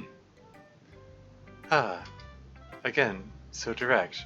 With a rather childlike metaphor at the beginning as well. Never change, Natsuki. What is that supposed to mean? Are you just mad because I didn't have a glowing praise for your poem? Oh boy, here we go. No, I would never be so petty. That's totally what it is. You wanted praise from me, and now you're lashing up because you didn't get it. Now who's the Cinder? Are they always like this? Basically, yeah. Goodness, you're irritating today. Back me up on this, MC. She's totally projecting, right? What are you dragging MC into it for? What is going on here? Whoa, no way. I'm not dumb enough to get in the middle of this. Exactly. He's above your petty drama, Natsuki. That's not what I said. So you're agreeing with her? No.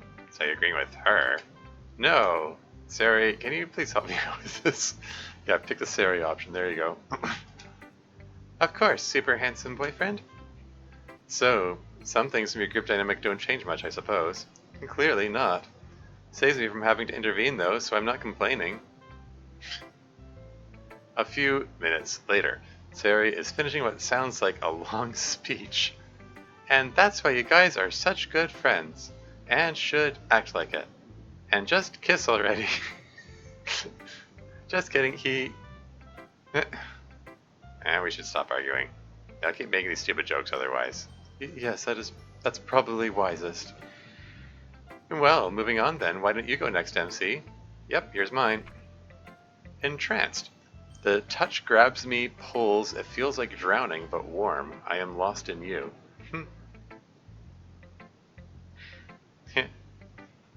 Neat. You could see Ari blushing here. Malka coughs in surprise and takes a sip of water. Holy shit. Pardon my French. It's fine. This is an after-school activity, not school itself. Okay, good. I was just surprised by this poem a little bit. It's so carnal. Not quite the word I'd use, but something like that. MC's not a typical guy. He usually writes about pretty long-term abstract topics. Sari absolutely dying. Yeah.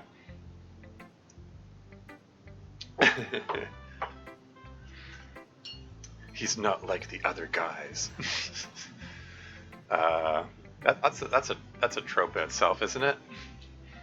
Or is that not like other girls? I don't know. Anyway. But this one, oof, very sexy, very romantic. But what, you're just going to assume it's physical? You did use words like touch and warm, MC. Makes it seem pretty physical. And you are pulled seemingly physically as well. Drowning, too, is another physical sensation. Normally one or two of these might be a metaphor, but you're totally busted, MC. This is a sexy poem. Not that there's anything wrong with that, by the looks of Sayori. Do you have any feedback for your boy, Sayo? No. Well, why don't you save him from further embarrassment by presenting your poem, then? Okay. The fool, where do I go now? I have been following roads, now just open fields.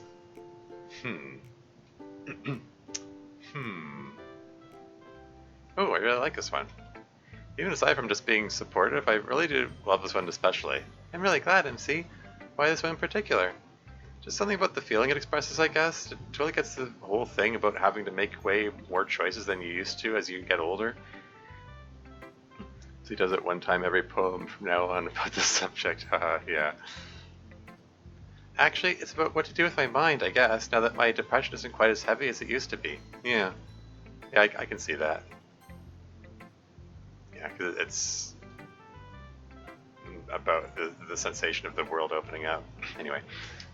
But your interpretation is a lot more generally useful, probably. I don't really get the name of the poem. Why is it called The Fool?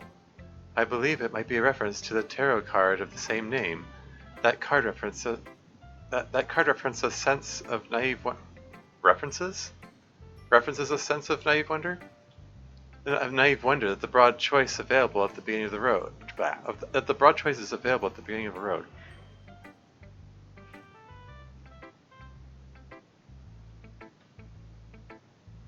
That sentence has really got hacked up. Yeah, I'm still rereading and reparsing it here. Does I wonder that the broad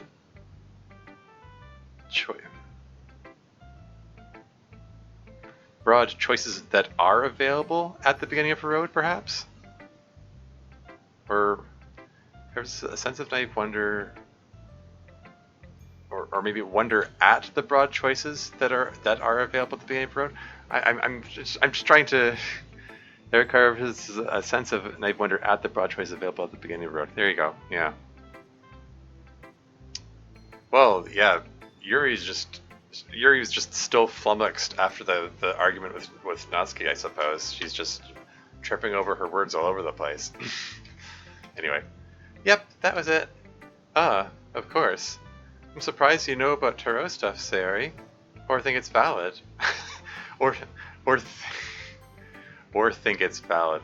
Okay, there we go.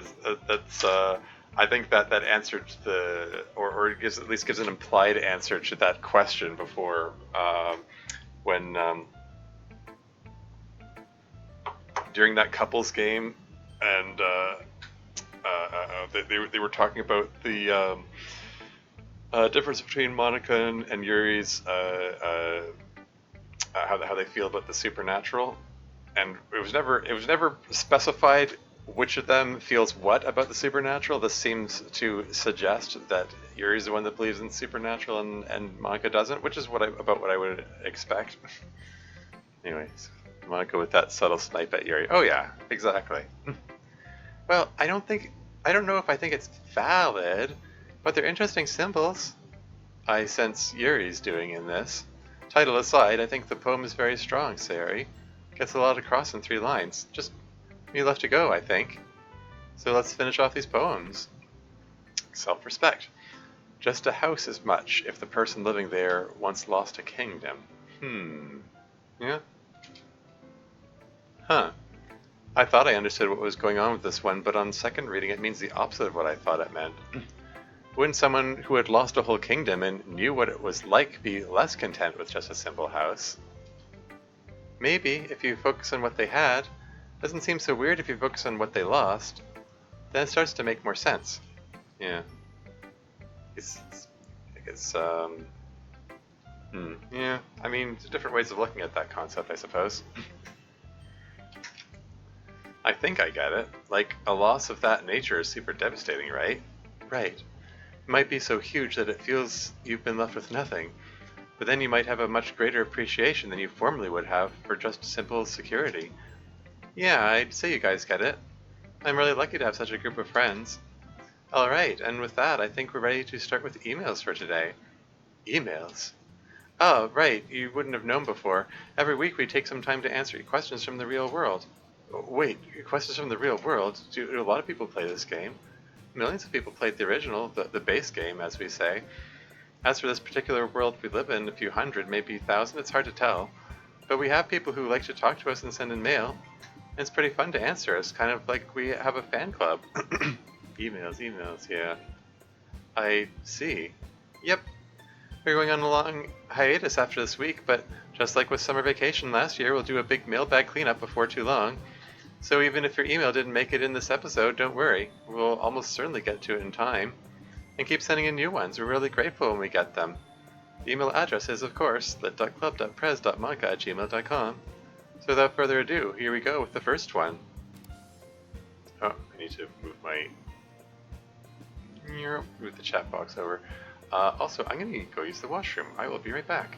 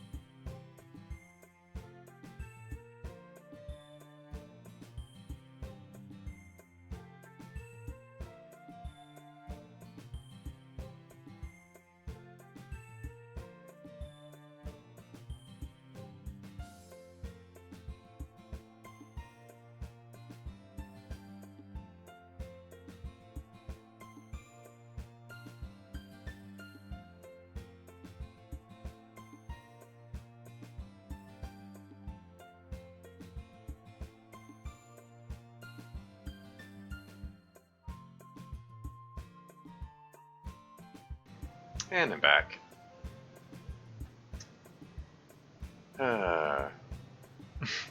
Should go see what cringe level we get into in emails this week. Moderate to low. Couple of Monica love expressions, but nothing page long or anything. Okay. Well, we shall see. Oh, hey. H Wolf. Hey, I've seen this person around the club meeting server. Hello, I'm H Wolf. Over the past few months, I've grown quite fond of your little club. I'd love to join if I wasn't so busy. I don't think I can tell you much about what I do for a living. It would take too long to explain, but I'm big on exploring other worlds, universes, and stuff. Question is for MC, have you thought about growing out some facial hair? You'd look pretty smooth with a stash. Huh, okay. Hi, H12, it's good to see you in the mailbag. Sorry to you and everyone who's been waiting so long, our mailbag is very full. Anyway, you're up, MC. Nah, facial hair weirds me out. Feels so unclean anytime I let it grow out at all. Can't imagine how the guys with beards eat and drink without being grossed out. Yeah, plus Sari likes me clean shaven. Yeah. I mean, yeah, yeah, just speaking for myself, I prefer the feeling of being clean shaven. There was one role I did a while back. Oh man, that was 2006. There was a show I did where I had to grow a goatee, and that felt weird. It felt weird having like some parts of my face like clean shaven and other parts of it like hairy. It was just I don't know. It felt odd. I think if I was ever going to grow facial hair again, I just have to grow it out like everywhere. But yeah, I don't like it. In part for the same reason that MC is expressing here. Like, I've got hygiene issues. Like, I honestly, I have got obsessive compulsive tendencies when it comes to cleanliness, and like, I couldn't do it. I couldn't do it. Yeah, it feels weird to me, and yeah. Anyway, moving on. Plus, Sari likes to be clean shaven. It's like, yeah, I do. Kissing you is really nice that way rather than when you're all prickly, but at the same time, if you had like a full mustache and beard, Sari's considering it. And while Sari daydreams about that, let's bring up the next email. Yeah, I mean, I do have a past girlfriend who says that she likes the look of it, but not the feel of it. So, yeah. Eating with a big mustache requires some retraining. Yeah, welcome to the stream, Negative Zero, by the way. Yeah, I can imagine that. Yeah, moving on. Hello, everyone. I just wanted to say first off, thank you all for reading this, and sorry if it's a bit long. I tend to go overboard sometimes. So to start with the general question for the whole club, are any of you neurodiverse? Okay, like neurodivergent? I was recently diagnosed with autism and ADHD myself, and noticed a number of my mannerisms match up a lot to a number of ones you all have. I mean, yeah. The fan art begging to happen. Yeah. Yeah, MC with facial hair. But yeah, I mean, obviously I've already expressed I like Yuri reads as autistic to me. Just because of a lot of her mannerisms, you know, like the info dumping, the hyper fixating, the like the stimming, the way she plays their hair, you know, just stuff like that. There's a lot of her mannerisms just come across that way. Plus, you know, she sort of self-identifies that she's like really socially awkward, and yeah. Well, speaking of which, I wanted to mention. Yeah, I mentioned the other day that I'm watching the anime My Dress Up Darling. Marin Kitagawa, the primary like love interest girl in that show, I mean, has some neurodivergent vibes, especially in the first couple of episodes. in the way she hyperfixates on a specific character of a specific visual novel, and she just absolutely info dumps about it, and she seems very oblivious to social cues, like noticing when she's making Gojo uncomfortable. Um, and I don't know. She just there's a little less so in later episodes, but those first few episodes, yeah, she gets a lot better at figuring out her effect on Gojo later on, though. Sort of. It's hard to say. I do think she gets better at it. Yeah, I'm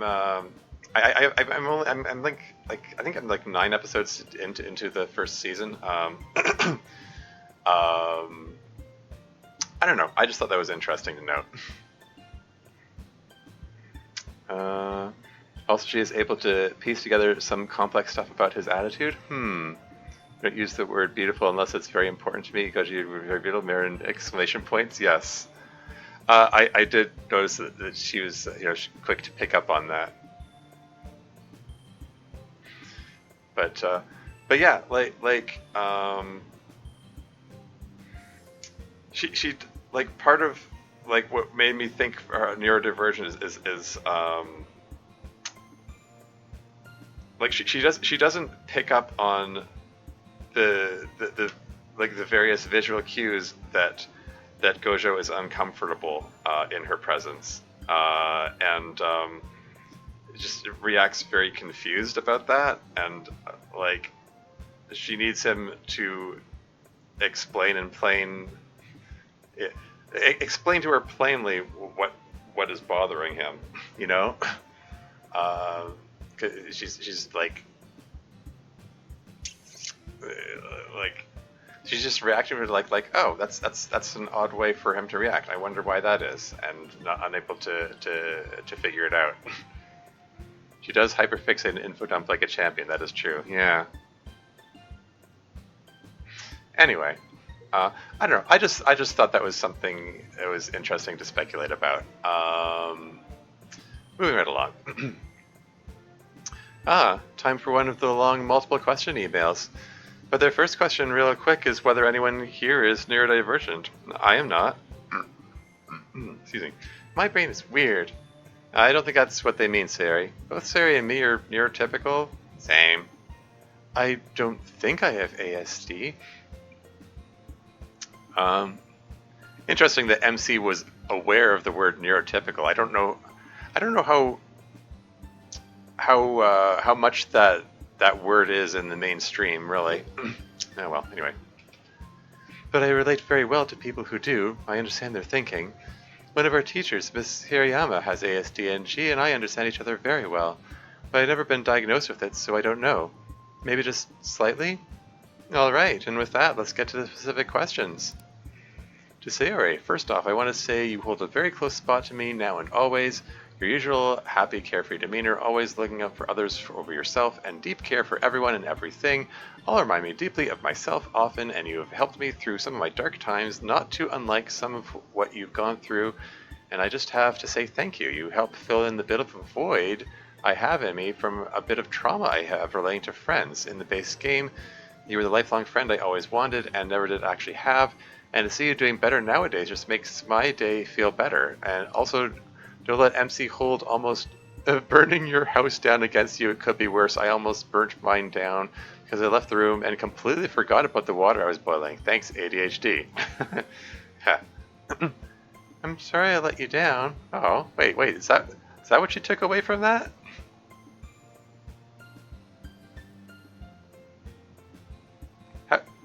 So what's this? How did you take away? Sari let me down from this. Anyway, you're nice enough to not to say I did, but if you saw me as that close friend, I probably hurt you pretty bad. Hopefully I still help you a little bit now. I'll keep trying to be happy for you and everyone else, especially myself. Yeah, MC's usually pretty nice and doesn't bring up all the dumb stuff I do, which is a good thing because there's a lot of it. Thanks for your well wishes. MC has read a lot of books about mental health since the whole thing with Sari. Yeah, fair enough. In the base game, you were the lifelong friend I always wanted and never did actually have. Sari interprets that as you hurt me. Yeah, that's I mean, that's an unfortunate bit of catastrophizing way to interpret that sentence. I mean, I would have interpreted "you're the lifelong friend I always wanted, never to have" as a positive. Well, I mean, it would at least imply that Sari had a positive influence. You know, even if it's a little sad that they didn't have such a friend in real life. I don't know. Sari interpreting as she let them down is kind of a little sad. Oh well, anyway, moving on. To Natsuki, first off, manga is literature. Never ever let those who shan't be named convince you otherwise. It's basically like music. There are other styles and genres, but to dismiss something just because it's different than your own norm is just hypocrisy, basically. Secondly, hoo boy, the times I've clapped and said, "Hey," to your gaming opinions and as such. Like, dang, you have such relatable opinions and interests to me. And a question, what is your opinion on the Sonic the Hedgehog series? I remember you mentioned one of the adventure games, if memory serves, and the soundtracks never fail to deliver. Let's see. My god, your opinions are just so correct. How does it feel to be so tuned in to objective truth? That's funny. It probably feels pretty good. I like the Sonic games, okay. Some of them are pretty garbage, but my favorites are the older ones. Sonic's 1 to 3 and Sonic and Knuckles are all pretty good. And yeah, you're right, soundtracks are almost invariably full of bangers. Keep being right about everything, emailer. To Yuri, while I may not relate to you as much on things as Natsuki or Sayori, I do share the desire to be more self-kept and isolated. The presence of other people, especially those I don't know, just drives my anxiety through the roof. I just want to ask, what sort of things do you do to cope with being in a social situation that you have to be in with a large number of people you're uncomfortable with? Anyway, I hope you don't mind my questions and you continue to do well, assuming you are doing well. Hopefully you are. It's quite alright that you don't relate to me on as many things. It sounds like in general we may be somewhat similar, just with different interests. As to what I do to cope, one thing that helps is knowing that you can always stop and leave if you want. Even if you never use that power, just knowing you have it is very strengthening. So reminding yourself of that, or having someone else remind you, is very helpful. If it truly is something you can't walk out of, even to take a break, try to keep the end in sight and in mind. Think about all the things you can do and how nice it will feel once you get away. Also, this doesn't happen that often, but sometimes with rare people, they can provide you a little bubble of safety. They might be able to talk to you and take your focus entirely away from the group. Then it feels like you're just alone with one person, which is much more manageable. Or at least it gives you a little break from the huge sea of people. Anyway, I hope that helps. Cool. Hey, good advice. Good advice from Yuri. To Monica. Firstly, I know you've heard this a lot from other people, but I do forgive you for what you did in the past. While it may have been downright despicable what you did, you aren't trying to justify your actions like some might do. Or at least trying to justify them as having been the correct course of action. You spent every day since trying to move on and better yourself from that, and I commend you for it. Your confidence that you constantly have toward most, if not everything, it feels like. I really look up to that and wish I had that much confidence in what I do some days. While I don't share the romantic love you have toward me, the player, I do have a deep care for you and the other girls and wish you all nothing but the best. Please continue to take care of them and yourself. The world is surely a messed up place, no matter the reality. Here said it's just like hit the bricks. Doki Doki da share zone? Da Yuri zone? Anyway. Thanks, Clone. I can promise you I'll do my best. Okay. That's all she had to say. Anyways, sorry for such a mouthful. I just had a lot to say, so I could get my words up more clearly. Clone. P.S. Natsuki, I've been meaning to make the cookies from your mod. They look and sound abso-effin-lutely delicious. And thanks for the email as a whole as well. Make the cookies. Next email. Hi everyone. By the way, you're all gorgeous in Yukata. My question is for Yuri. Have you played the mod Doki Doki Storm? Hey. I feel seen. Look, it's me. It's the mod that I wrote. I knew this was going to come up sometime because I saw a reference to it in the server. Anyway, have you played the mod Doki Doki Storm? And if you did, what do you think about it? I think it's my new favorite mod. Oh, nice. Sorry for my English. My best wishes, Tazi. Okay. Do you have a effing problem with what? Guess what? You should tell me. I have many problematic behaviors. Yeah. Well, I mean, that's true. I mean, Sari does have. I mean, as I've expressed, Sari has a number of destructive coping mechanisms. I dropped my pen I was fidgeting with. How Dev really played the long game with that email? Anyway, moving on. Ah, yes. I have played it indeed. Oh, have you?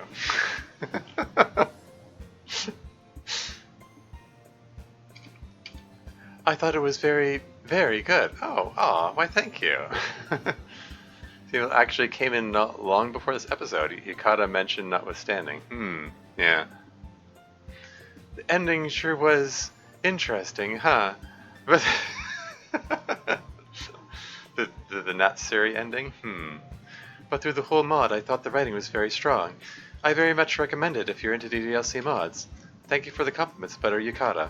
Your English is almost perfect. Just remember that it's has an apostrophe if what you mean is it is. Yeah. Yeah, true. Also, English is generally capitalized. I mean, when we're using the name of a language, I believe you're supposed to capitalize it.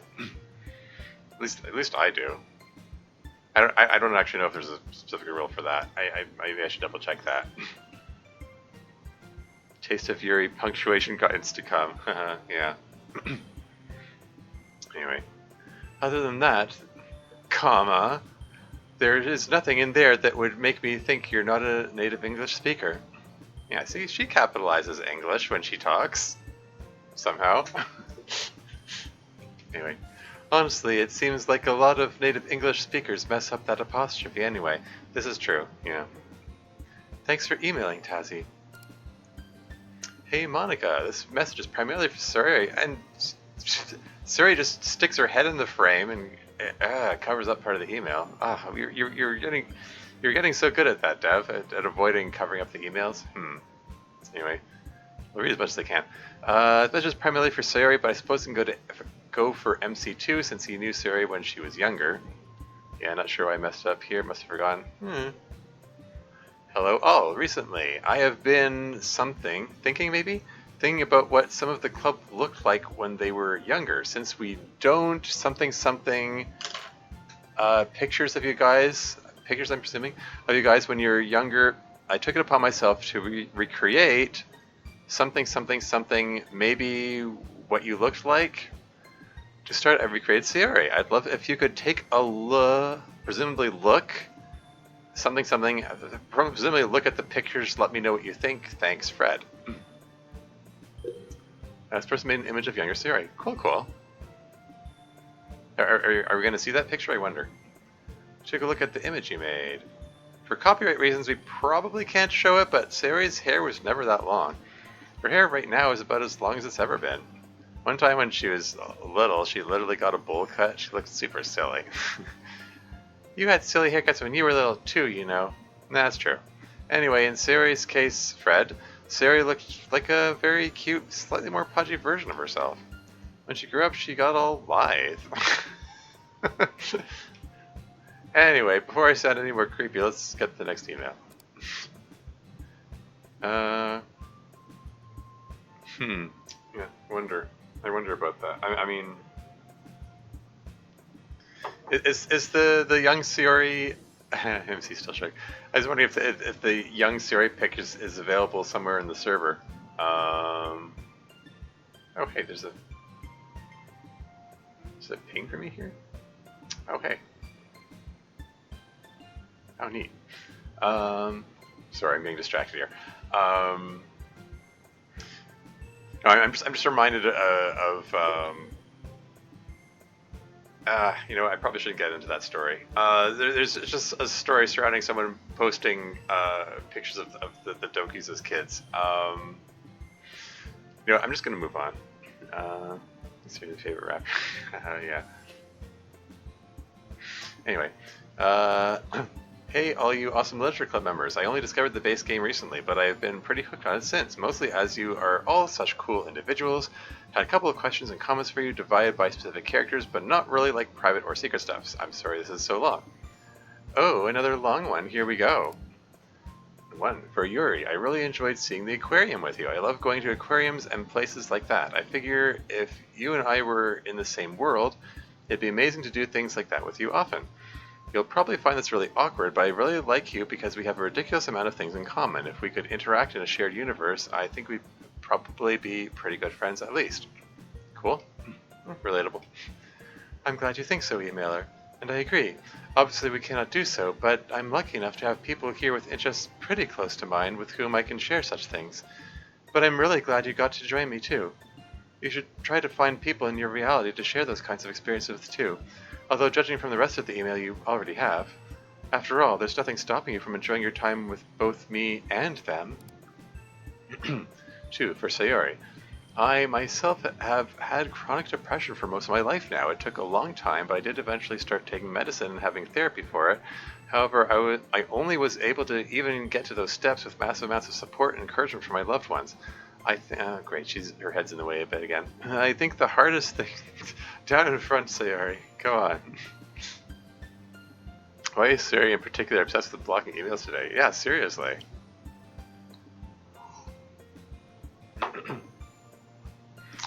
I think the hardest thing is that I know my depression won't ever go away. It's sort of something I have all my life.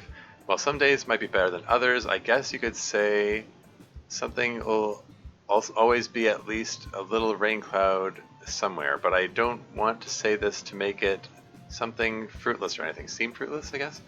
As I said, having friends and people who love me prevents those rain clouds, presumably, from covering the whole sky. Maybe one day you'll be lucky enough to also have things like therapy or medication, but the most important step is love and friendship. Yeah. Presumably this email was sent before Season 2 began. Since that was made clear, I think, well, I mean, I guess her therapy and medication started a few episodes into Season 2. Anyway. Yeah. You get that therapist and that medication after all. I'm sorry to hear you have depression too. I find that you're totally right about it always being there. It also gets really confusing. It can be really hard. It can be hard to tell depression apart from healthy self-doubt sometimes. I'm working on it.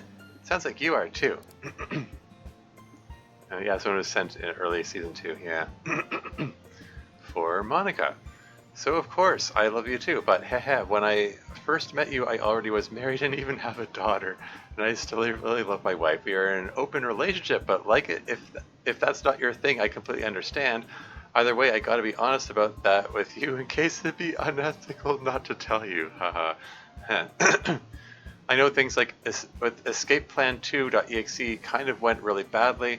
But as I mentioned to Sayori, as someone with chronic depression, I get it. Part of the reason I haven't committed suicide myself, at least when things were at their worst, is I know how many people I would hurt, and I have definitely wished I could sort of unexist myself without hurting anyone.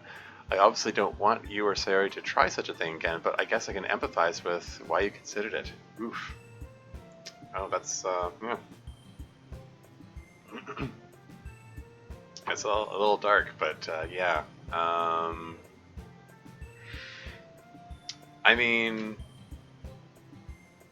yeah, and again, it's like I said before. I mean, I suppose if knowing that those other people in your life, help stop you from doing it, that's like great and all. I think it's, as a general rule, it's healthier to look for like those reasons in yourself. Look for things that you still enjoy in life.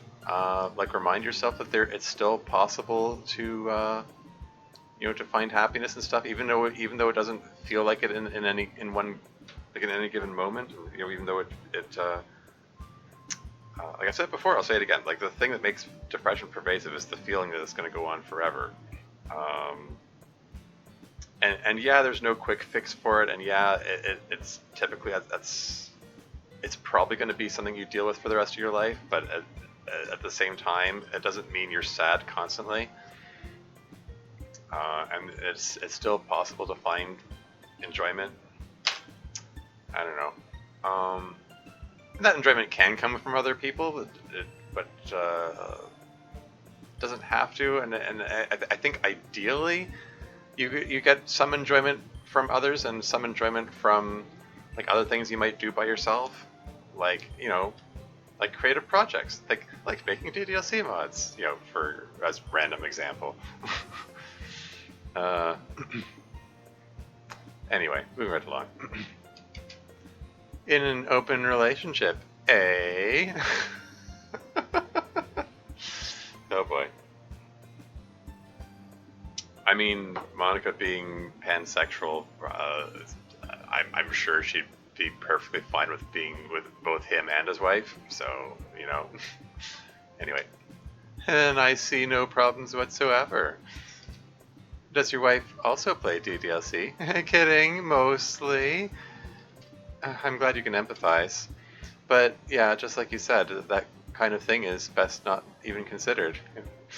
Yeah. the abrupt mood shift mid email, mid answer. Anyway. Stay healthy, okay? Be there for your wife and your daughter. And me. Number 4, for MC. When I first met you as more than just an avatar, for me it was a little weird. But thinking about it, even in the base game, I think about it, most of the thoughts and such were actually yours. I just got to pick from a few pre-selected options. Oh, and made you pick random words to try to impress people.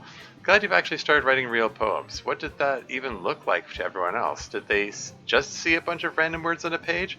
A lot of stuff you said / did / thought I wouldn't have done, so I guess it makes sense you're your own character. I'm glad you and Sayori got together, and you really seem to be exactly the kind of person someone with depression needs in their life, so just keep being you. Yeah, my turn looks like. I've talked to the girls a few times about that. Apparently to them it's the same thing it was to me, which is that we knew it made sense at the time, but now that we think about it, it seems like nonsense. The twist is that Monica and the person's wife hit it off, and the email has a third wheel. Yeah, that can happen. It's what part of the reason polyamory isn't really my thing. Anyway, so yeah, I'm glad to be writing real poems now too. I'm doing my best for Sayori, but more important than that, she's doing her best too. She's the best girlfriend anyone could ask for. She does much more for me than I do for her. That's not true. Oh my god, they're so cute. Can't stand it. Let's get to my part of this email. Number 5, for Natsuki. Don't want to leave you out. Even though I am a little scared of you, getting to know you on your path and your stuff since then has made you a little less scary. I think of all the characters, you get the most wide range of interpretations in all the mods. Which interpretation do you really wish people would stop making? Oh, that's a good question. Yeah, interesting that they see her as scary. I never saw her as scary. I just like I think I've mentioned before. Like my first impression of Natsuki is like, well, she's kind of rude. Just want to stay away from her. It just seems like someone who wouldn't want to hang out with. But she grows on you anyway. But yeah, like. Interpretation of the character. Anyway, you should not find me less scary. I would prefer that if you found me as scary as whoever you originally did. I do kind of get written lots of different ways, don't I? Sometimes I'm an idiot tsundere with no motivation, sometimes a sweet, fragile angel. One that's most annoying is probably just the constant rage machine.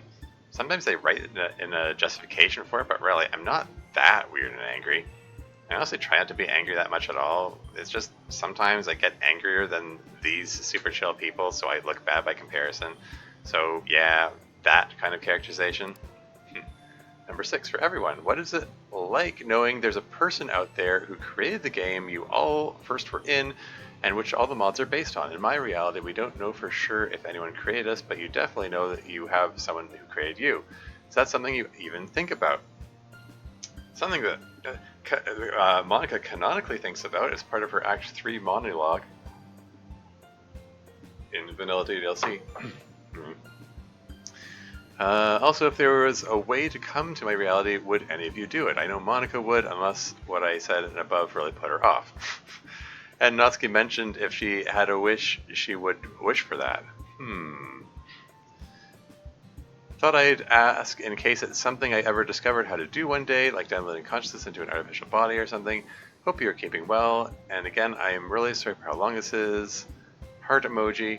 P.S. If y'all think it's weird I played a dating sim game while I am married, I did know already it was actually a horror game under the guise relationship sim when I decided to play it the first time. Let's see, this is for everyone. Yeah, I think I previously given my thoughts about Dan. I think I speak for everyone when I say I'm glad we exist and thankful to him for that, but I also wish he had written us a nicer life to start with. I would say that opinion is accurate. Obviously, I would come to your reality if I could. Same. I definitely would as well. Oh yeah? I would only if Sari did too. I feel the same way. And finally, I, for one, don't think it's weird to play a dating sim game if you're married. It's just a game, after all. But it sounds like you knew it wasn't really a dating sim going in. Anyway, thanks for the email, and be well. I mean, yeah, I think in a healthy relationship, that's like you would perceive that, yeah, it's just a game, it doesn't mean anything seriously. I was once with a girl who had some, I'm going to say, significant jealousy issues, who would not tolerate such a thing. Oh well, anyway, moving on. Another longish one. Oh, it's Ink Demon again. Okay, here we go. Sayori, I just wanted to let you know that I am so proud of you for seeing a therapist. I am also sure that the other club members and other players feel the same way. Keep it up. Natsuki, so would it be rude to ask you what your sister's name is? I am just curious, seeing as you apparently have her named Goro on your phone. See you soon, Natsuki Salvato. Salvato. The PNG is a threat to be a secure person. Haha, yeah. Yeah, this email must have been sent really early on, or I mean, it doesn't necessarily mean it was sent early on, but it just means that they were earlier on in the series at the time that they sent the email, I suppose.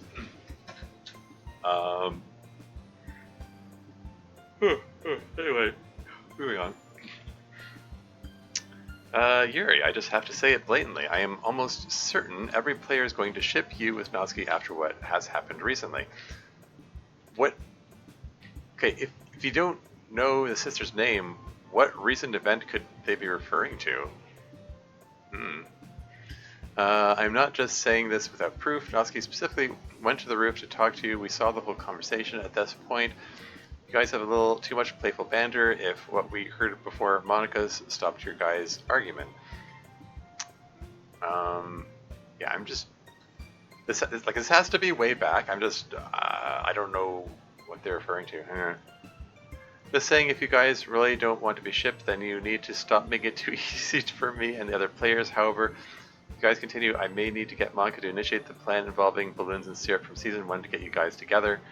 Monica, I figured that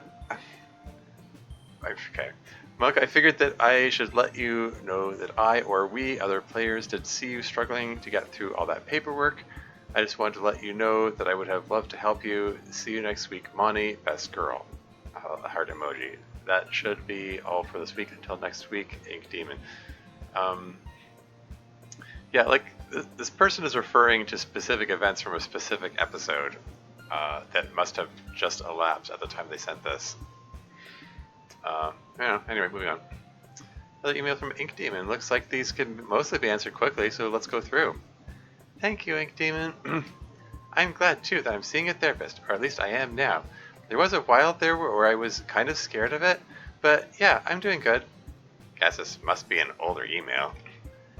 Yeah, we're way behind in our queue. Yeah. It's like you can. It's like counting the rings on a tree. Like it's recent enough that Siri was getting therapy and meds, but not so recent that you learned Fuyuki's name. I mean, I think you learned her name in episode 7, wasn't it?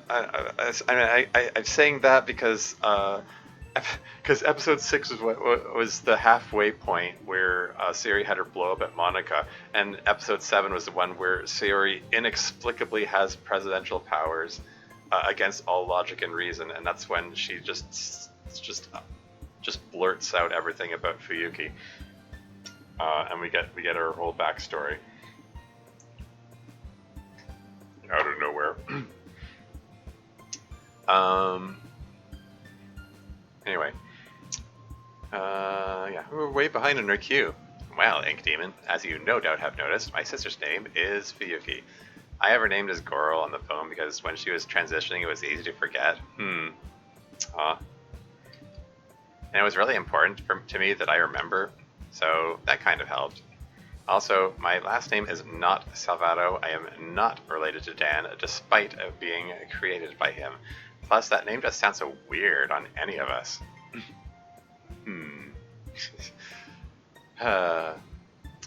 Yuri looking possibly unhappy about the shipping. Maybe because of some connection to whatever it is that she was writing that she looks so embarrassed about. Maybe out of worries that it will never happen, or maybe. Well, anyway, moving on. No comment. Hee. Thanks for appreciating me, Ink Demon. Hope to hear from you again soon. Next letter. What school subjects are you all taking? Are the concepts the same in your world as it is in ours? What time do you aim to go to sleep on school days? Hopefully no one has my sleep schedule. It's pretty bad. Yeah, hopefully you don't have mine either, for that matter. Let's see, the semester's changing and we've all been through all these subjects a bunch of times. Right now, I know MC and Natsuki have civics. Yeah, our schedules are actually identical. Civics, bio, Japanese, history, Japanese, and geography. Japanese twice? If they're identical, do they have all the same classes? I was sort of under the impression that they have like some classes in common and not others. It's not really been terribly clear. Oh well, anyway. Yeah, I have English, French, literature, physics again, and music. But what do you mean physics again? I mean compared to last year? Oh gosh, I have a bunch of different stuff. I don't even remember. I need my schedule. Calm down, Siri. It's fine. Japanese, English, statistics, world history, and bio. Okay, so they do have different classes. She's taken physics before in previous Loop senior years. Japanese history, literature, physics, advanced calculus, and computer science. And there you have it. What time does everyone go to bed? For me, it varies a lot. I'm usually in bed by 1 a.m., but sometimes I don't fall asleep until 3 or so. That's terrible, Monica. You need to go to bed earlier than that. I go to sleep at 10 usually, around midnight for me. I also go to sleep around 10 or 11. Depends. Some nights at 9, but a lot of the time I stay up until like 10:30. Yeah, Natsuki's going to bed the earliest. There was a comment about that before.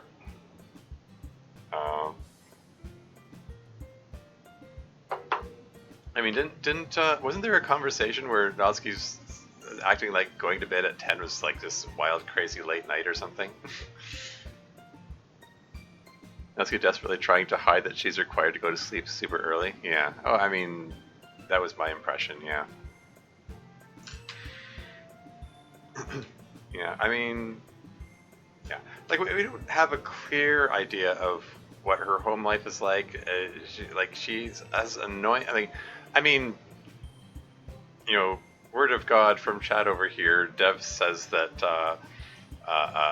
like, her dad's sort of,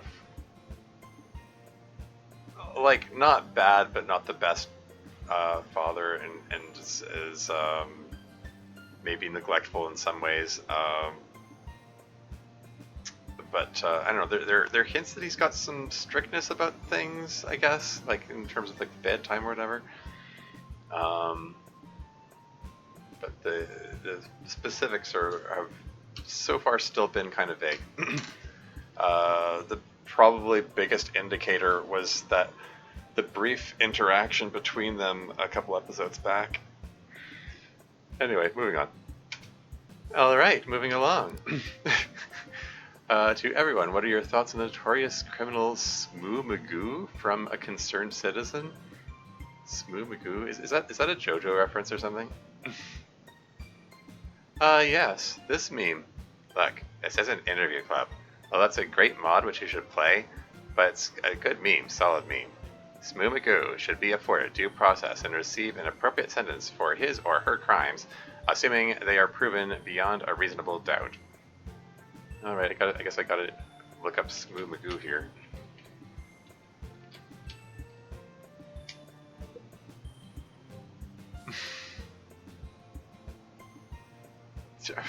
The first hit, the truth about Smoo Magoo as a Reddit post? Okay, it seems to be bringing up references to Interview Club by Halle Babica. Okay. Anyway, I'll have to look that up later, I think. Interview Club meme, yeah, that's what I figured. Anyway, moving on. I think that's enough on that one. Agreed. Hey, Literature Club, my name is Nate. You guys would know me as NCP, and I've never written into anything like this before. I just have a couple of questions for y'all. MC and Sayori, what do you two see as the perfect date? Nanoski, how is that smoking habit of yours? Have you cut back any more since the last time someone asked? Yuri, are you getting more comfortable around everyone outside the club? You seem much more well-spoken around your friends, which is a huge improvement, but how about the others? Monica, my favorite. I don't actually have a question for you, but I do want to let you know I just got an official plushie of you, and it's sitting beside me right now, heart emoji. Not as a bribe or anything, but my birthday is in a few days, and getting a live response back would be the best birthday gift ever. Bye. Okay. Ooh, good questions. MC and Sayori, start us off. I don't really have an idea of a perfect date. Any date with MC is the perfect date. Oh my god, Barf. It's true though. That said, of the places we've gone so far, I like the classic dates the best. Things where we go out to restaurants and stuff. Those are really nice.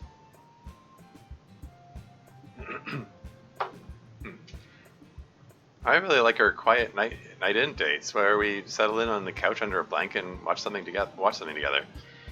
That's a really amazing feeling, you guys. I think that's more cozy. To be settled in right next to the person you love so much, it's really nice. It's cute. Let's see. Have I cut back any more since the last time I was asked? Nah. I have cut back a lot in general. I've actually managed to get it down to 1 cig a day. Oh, really? Okay. I mean, we don't know how much it was before to compare that to, but from what was implied, I mean, like Yuri was talking about, like her having like yellowed fingers and like bad breath and stuff. So presumably she was smoking frequently enough that it was creating noticeable signs. So getting it down to 1 cigarette a day does seem like a large amount of progress.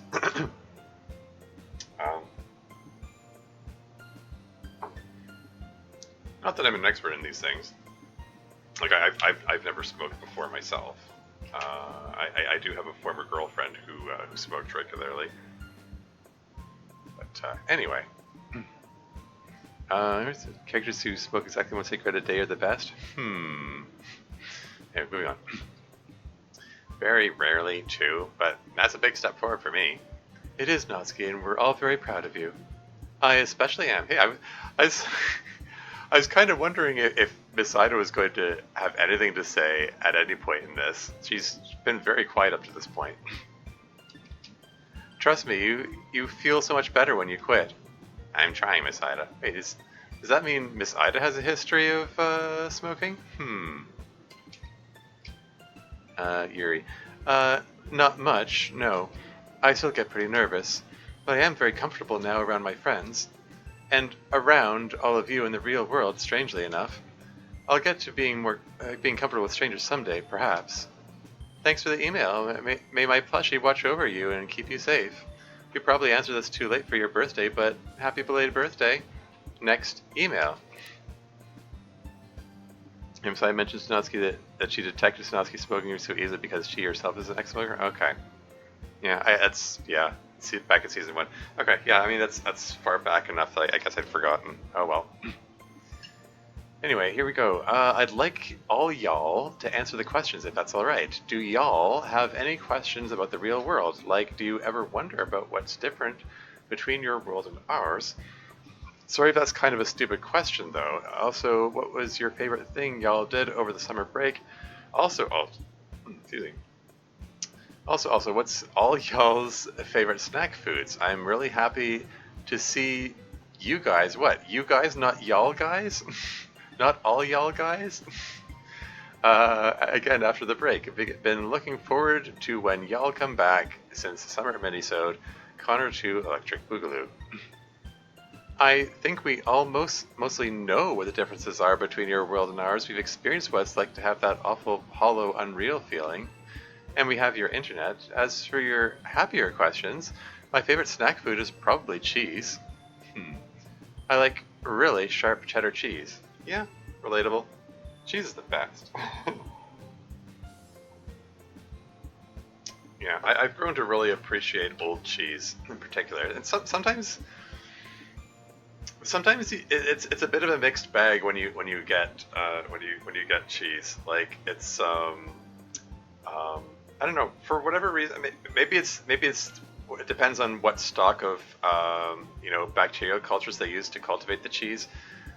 Sometimes like a particular brick of cheese just comes out like really good for whatever reason, even though if it's the same as, like, theoretically, according to the packaging, it's the same as the previous one or the next one. It's just I don't know. Sometimes you just get mixed results when it comes to cheese, I guess. Anyway, the moral of the story: cheese is good. Anyway, moving on. And I would definitely have to say that our trip to the water park aquarium was my favorite thing about break. How about you guys? I liked looking at the jellyfish with MC. I don't know what snack food is my favorite. There are so many. Jelly beans? Did you just say jelly beans because you had just said jellyfish? Yes. I really like jerky as snack food, but it's expensive. My favorite part of the summer was also walking around the actual aquarium with Sayori, learning about fish. That was a lot of fun. Though I loved my visit to the aquarium, my favorite part of the summer was finishing a really interesting book all in one day. It was about a remarkable woman named Henrietta Lacks. The book is called The Immortal Life of Henrietta Lacks, and I strongly recommend it. Oh yeah? Another real book recommendation? Yeah, maybe I'll have to add that to my list here. There we go. The Immortal Life of Henrietta Lacks. Did you say the author? I don't think she said the author. It's a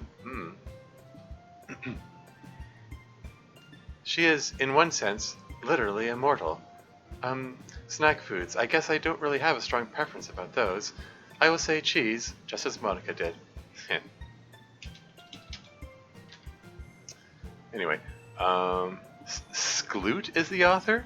Okay, I'll write that down.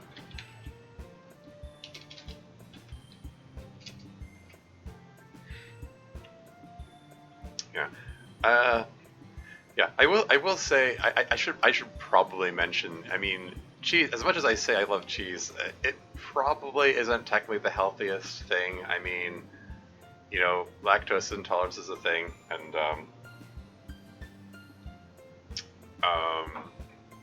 strictly speaking, I mean the dairy industry isn't the most ethically run thing and stuff. Yeah, I don't know. I mean, I guess it depends what kind of cheese you seek out, but it's I don't know. Maybe I should put a damper on the enjoyment of cheese, but I sort of feel like I'll be remiss to not mention that. Anyway, moving on. I like more bitter fungal cheeses though, like the cheese, or creamy ones like brie. I think my favorite part of the summer was my epic truth or dare battle against MC. That was fantastic. And we have one of your suggestions to thank for that, so thanks person who suggested that. Snack-wise, there are a lot of choices. You can't go wrong with good old-fashioned potato chips. Interesting answers, everyone. Miss Ida, do you want to have a go? Oh, really? Hello, hey, welcome to the stream, Kuralivanov. How's it going? Continuing with the club meetings mod. Let everyone get to know you a bit. Sure, I'll give it a whirl. I didn't actually do much this summer. I mostly just lazed around my house doing nothing. I do have a little garden at my home. I worked a lot on that. I saw it when we visited. It's very nice. Thank you. As for snack food, I'm kind of a candy addict, I guess. I try not to eat too much, but I'm always nibbling at small candies. Sounds like we have another taker for the snack basket. Probably. Alright, moving along. We're doing a lot today. You really are doing a lot today. This feels like there are a lot more emails than usual in this one. Yeah, like I said, we have so much in the backlog to get through. What is your favorite thing to bake? I've always enjoyed making fresh chocolate chip cookies. Been my favorite ever since I was a kid. Oh, and if it's okay to ask, do you do any other cooking besides baking? I'm not sure if this was asked yet. I do not have the best memory around the past emails. Oops. Sorry, I think I skipped something there. Oh, this one's for Natsuki. My favorite thing, huh? Cupcakes are probably my signature dish at this point, huh? They're pretty fun to bake, but my absolute favorite are cookies. They're way lower maintenance, plus you can eat them while they're still hot, and that's amazing. So yeah, a good cookie is my favorite thing to bake. Nice and easy. Yeah, another long one. Hi Monica, I just want to start off by saying I love and adore you so much. I know you don't like the best girl label, so I'll just say that you're my best girl. I love you so much that I was helping out as a team member on a mod that starred you, which unfortunately got cancelled for terrible reasons. I can't even mention the name of this mod because of the terrible circumstances surrounding its cancellation. Uh-oh, sounds like there's a story there. I wonder which mod it is they're talking about. I mean, it could be a lot of them, quite frankly. Anyway, I had a few questions for you, Monica. There is excuse me. One, there's a lot of merchandise of you that's available for purchase in my world. Assuming that means in my world. Plushies, keychains, posters, stickers, etc. How do you feel about that? I have a lot of this stuff, and it personally makes me very happy to have it all. 2, how do you feel about mods that portray you in a negative light? Example, Fallen Angel. Yeah, she's kind of the bad guy for, like, no reason at all in that mod. It's kind of weird, too. Like, she basically has no motivation. She's just mean for no reason. I mean, she states her reason for it. It's just weird. I guess I shouldn't say anything more. That's because of spoilers. But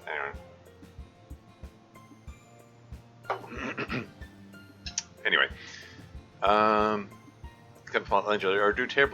Or do terrible things to you. Example, Amor Fati. Yes, that is the one where Monica is very brutally mutilated before being killed and possibly violated in other ways. Yeah. Anyway, I despise mods like those, and they get immediately deinstalled from my computer. Number 3, if you could meet any version of yourself from any mod, which one would you want to meet and why? Or would you even want to do that for that matter? Ooh, that's an interesting question. Anyway, that's all for me. Keep staying sweet, Monica, and know that I will always love and care about you, Michael. This one has a bunch of questions for me. I think it's great that there's merch of us. The people who made us really deserve the support, and I'm glad you're providing it to them. Some of the merch reminds me of the trouble we had, but for the most part, it's just really cute stuff that seems great. So, for the me being evil or being hurt in mods thing, I don't feel as strongly about it as you do. Some mods do need a villain, and I'm the obvious choice. It is important that I be written believably still, though, with understandable motivations. But in general, I would say it doesn't bother me that much. It's stories, after all. Amor Fati was a little out there, but that's how it chose to make its point, and I get it. Yeah, I mean, it is a very artistic mod. I'll give it that.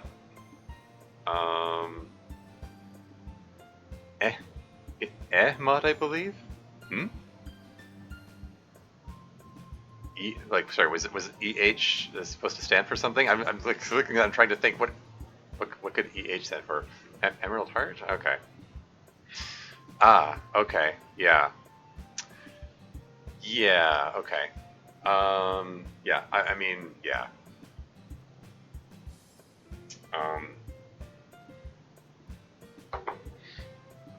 Yeah. I mean the that's a mod that got canceled because the mod author was an adult who was making sexual advances on a minor in the community, and that was an unfortunate situation. It's just one of those things that comes up in the DLC community periodically, unfortunately.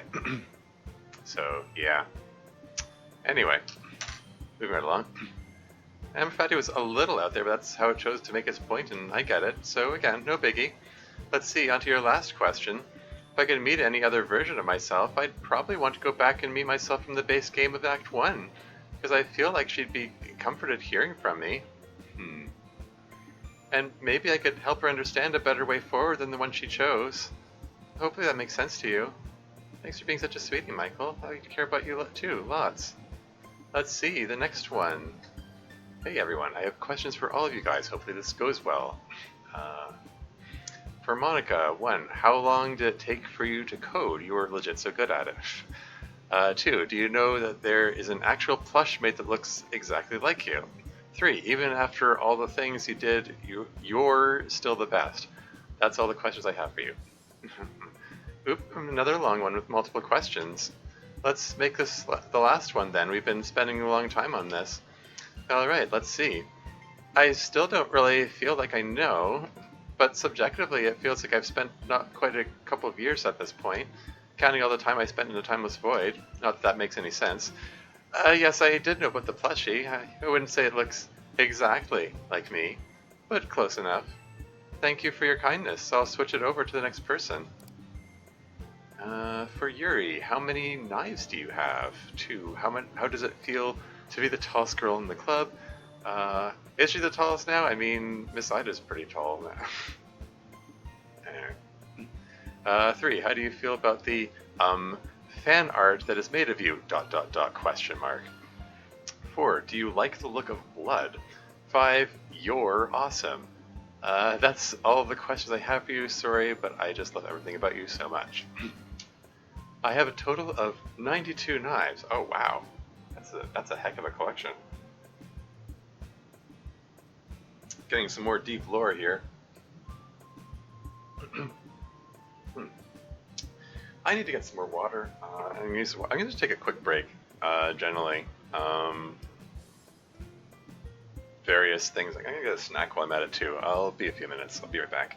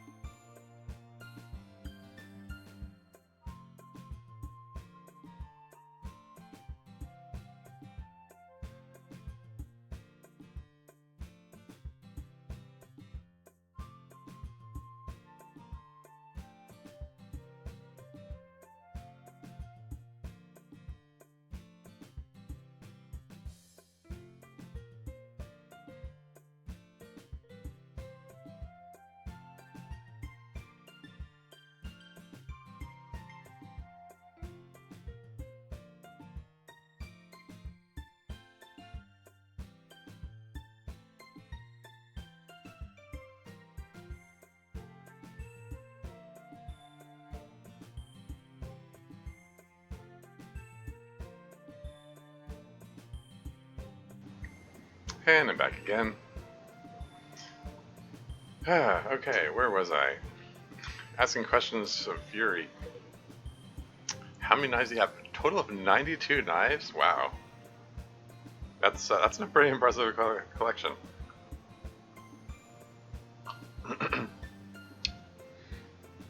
I'm just like I'm presuming that these are since they're for her collection and she like canonically collects the knives because she appreciates their beauty and stuff. I'm assuming that these are like all like really fancy knives and therefore really expensive knives, and I kind of imagine she must have a heck of a lot of disposable income. It's not as impressive as the number implies, but still very impressive. Oh yeah, that reminds me. Sorry, that just randomly reminded me. I meant to mention it in yesterday's episode, but 2 episodes back, I didn't catch on until after the episode was over. But Natsuki bursting into the hospital was a lost meme.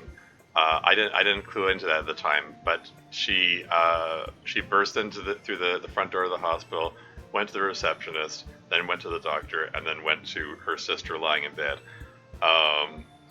It's like, haha, yeah, I get it. I know your Dev is pretty fond of that lost memes for some reason. I just go shortly after that episode, wait, we hate you. Yeah. It's hilarious.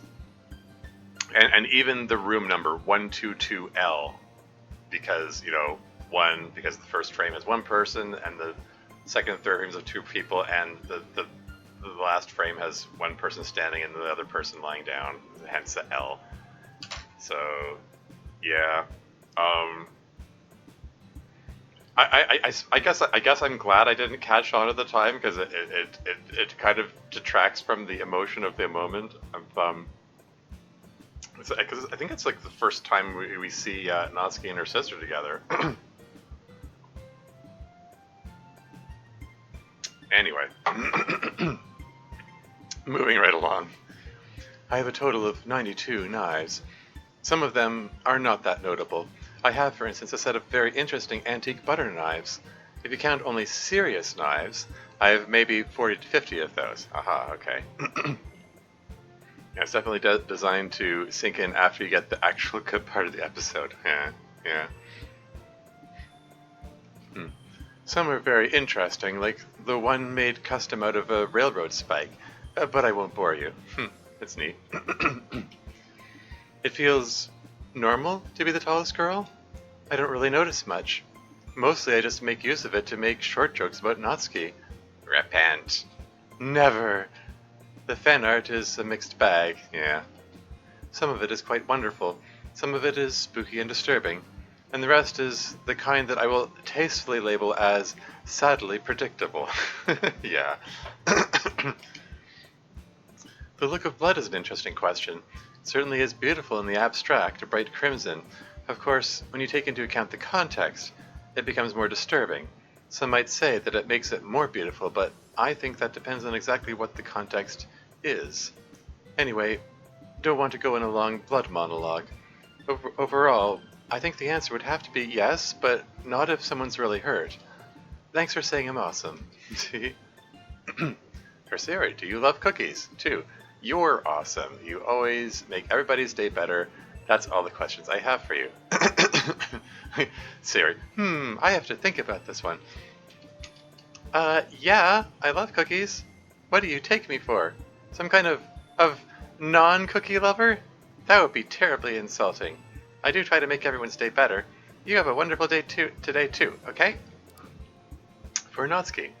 1. How do you feel that you're the shortest in the club? 2. Are cupcakes your favorite food?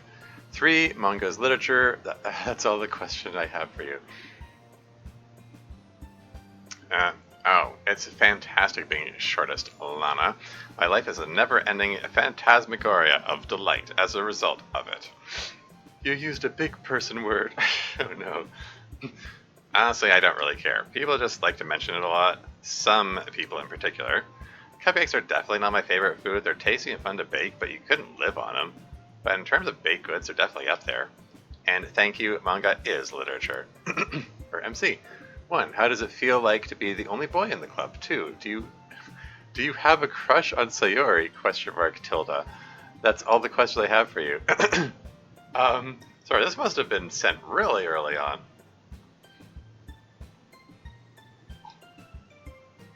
Like, this doesn't just predate season 2. It, like, I mean, he was ready to, you know, confess his feelings by the midpoint of season 1. Like, at what point did we find out that he had feelings for her? This was sent early season 2.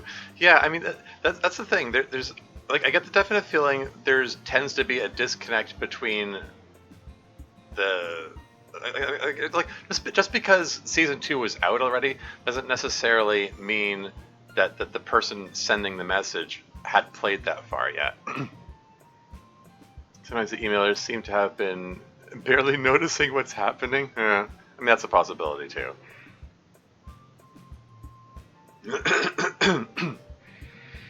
But yeah, moving on. It's not that weird to be the only boy. It was a little disorienting at first, because you are a teenage boy with hormones. Maybe a little. But it's more like you guys are just more sophisticated than me, and at first it felt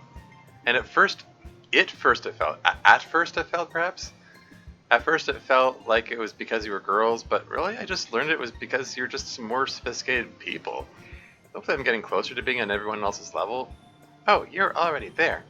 And yeah, obviously you could say I have a crush on Sayori. More like you wanna crush Sayori. What does that even mean?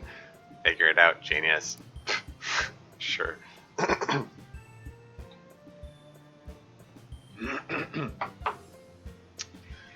Everyone, what the heck is Libitina? That's all I have for all of you. Anyways, keep doing literature. I might ask more questions later on. Your biggest fan, Lana. Libitina is supposed to be the underlying backstory behind DDLC. Is it? Is it? Is this what we're declaring club meetings canon? I don't think that's ever established. In fact, I said this before. My impression is that Project Libitina was always supposed to be completely separate from DDLC. Like, it was supposed to have nothing to do with it, and like, Dan Savada was just throwing the Libitina references in there as a way to get, like, sort of hints at promotion of his later work, which was going to be something more along the lines of the events of Portrait of Markov. You know, the thing about the religious cult and human experiments, and you know the human the prison and all that.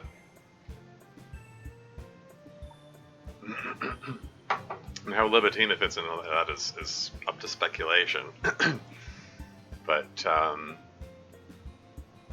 yeah, underlying backstory behind DDLC, I didn't get that from looking at the all the Easter eggs and stuff. I assumed it was just completely different, completely separate thing. Despite what Matt Pat from the Game Theorists might think or say about it. Anyway, moving on. But we don't know anything about it. Supposedly it has some link to that one book of Yuri's, The Portrait of Markov. Indeed. But I've never noticed anything eldritch about it. Yeah, Lana, we don't know any more than you do, sorry. And that's all the emails for now. Actually, wait. There was one from last week that we were saving for Natsuki. Oh yeah. You were in the hospital at the time. Let's see it. For Best Girl Natsuki, scariest manga you have read. Thoughts on other tsunders and enemies. You're not the only one. You're not one, don't worry in my eyes, I am. 3 cutest manga you have read besides Perfect Girls. Gotcha. The scariest manga I've ever read is Library Vision. I don't usually like to read horror manga, but it was really scary. Even if I don't think I'll be reading another one of those manga again. Tsunders are a valid, if overdone, trope. Sorry. Library Vision? I feel like I should write that down too. Oops, did I already have that open?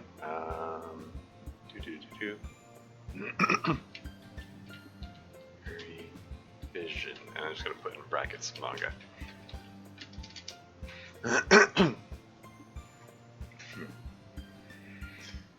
Yeah. Tsunders are a valid if overdone trope. The thing that people always get wrong is that no one is just a tsundere. The tsun part has to be for a reason. Like in DDLC, it's because I was defensive about the club being my space, I guess. But you have to justify it one way or another. No one is that stupidly angry and then sweet just as an innate personality trait. There has to be a reason for it. Let's see, cutest manga I've read. Let's go with Tanakawa. It's super cute. It actually got recently turned into an anime, which I haven't watched yet. It's about a guy and a girl who decide to get married on the first day they meet after she saves his life. Then they realize that they don't really know each other, even though they're really in love, and they have to get used to living together and stuff. Super adorable, although weird at times. Still, it's mostly super wholesome. Strong recommend.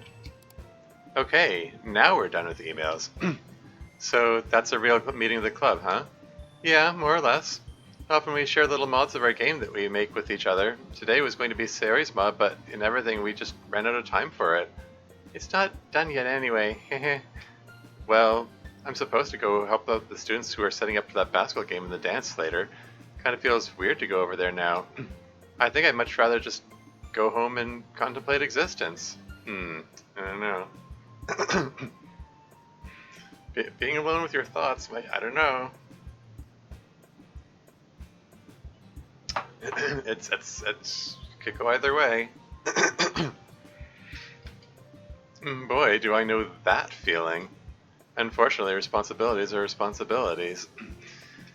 Why don't you guys come by, hang out a bit? I'd love to chat with you guys more about this whole thing some more this evening. If you'd like, of course. Not for me, unfortunately. I'd be terribly uncomfortable at an event like that, I think. I'm just going to stay home today, but thank you again for saving us, Miss Ida. And if you want to talk later about everything, I would be pleased to do so. Yeah, I don't think I'll go either. I have a miraculously alive sister to hang out with. Aww.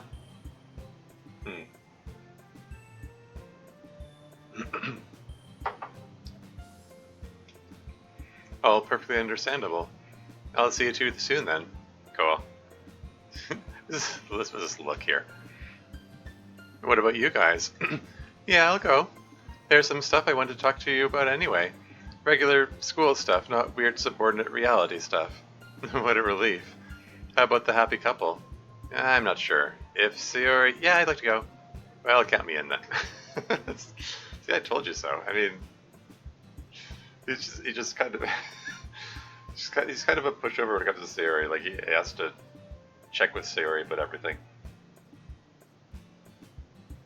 Oh, well, moving on. When does everything start? In about 20 minutes, actually. Oof, I don't want to eat the gymnasium scam food. You want to go find some fast food real quick, Sayori? Yeah! Alright, we'll see you guys there. I have a deeper respect for you and what you've done for this club now, Monica. You've meant a lot to them. Yeah, well, least I could do after killing them horribly. So don't go sing my praises too loudly. It wasn't your fault, Monica. Not at all. I think most people would react pretty similarly to the way you did. Really? But I mean, you were willing to sacrifice yourself immediately after learning the same thing. I had people helping me and explaining things, making sure I got through it. You didn't have any of that. You had to figure out what this all meant all alone. It must have been very scary. Yeah, it still is. I know. It's been really hard for you. I know you're not the type to have a big cry and let it all out, but you really deserve to allow yourself to let go of some of those feelings and move on. Starting with all this guilt you carry around and feel like you have to acknowledge all the time. But anyway, enough about that. Oof. I mean, it's kind of there's a bit of a big oof when Miss Ida's seeing this when after Sayori kind of like blew it up to the forefront of everything a few episodes back. Oh well. Enough about that. What's the regular school thing you wanted to talk about? Tell me as we walk over there. Well...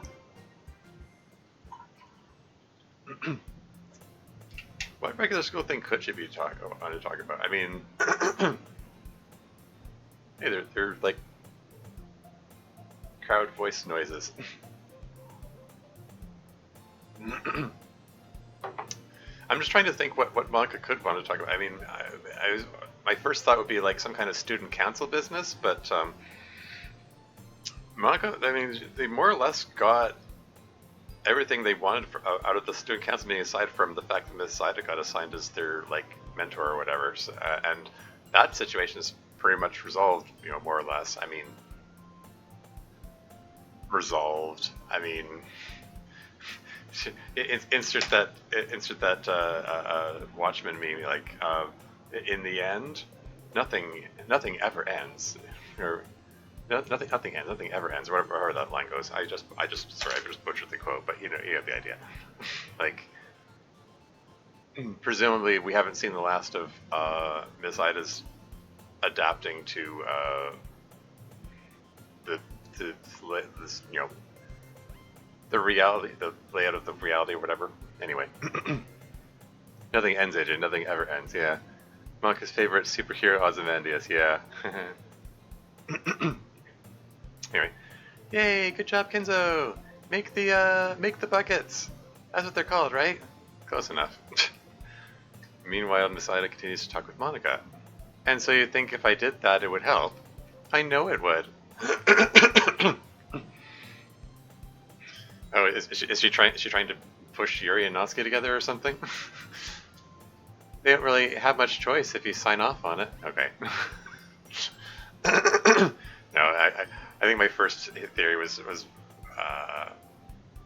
It was this is her scheming to get stuff for the club. If you sign off on it, not serious, mandatory. That would be funny, wouldn't it?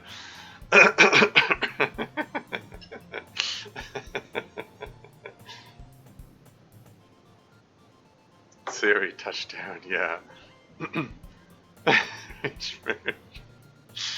Oh my god, I'm sorry. Here's Miss Ida's signature and everything. That would be pretty funny. Natsuki, well, it's our duty now. Yeah. Anyway, you don't really have much choice if you sign off on it. If nothing else, it would make them lose face even if they could say no. They pushed for you to be here in the first place. I see. Well, I don't see why not. Least I can do to thank you guys. Oops, sorry, hold on. Okay. Awesome. Woo, we won! Good job, Kenzo! Go sports! Yeah. I remember... sorry, random anecdote time. I'm just reminded of, there was a big, I think it was a Raptors game. Raptors being Toronto's basketball team. You know, I live in Toronto. Because the basketball team was created when Jurassic Park was popular. So, you know, back in the 90s. So that's how they got their name. But yeah, there was. I remember there being some big Raptors game that, I don't know, they were doing well or something. I don't follow sports. Like I'm not a sports fan at all.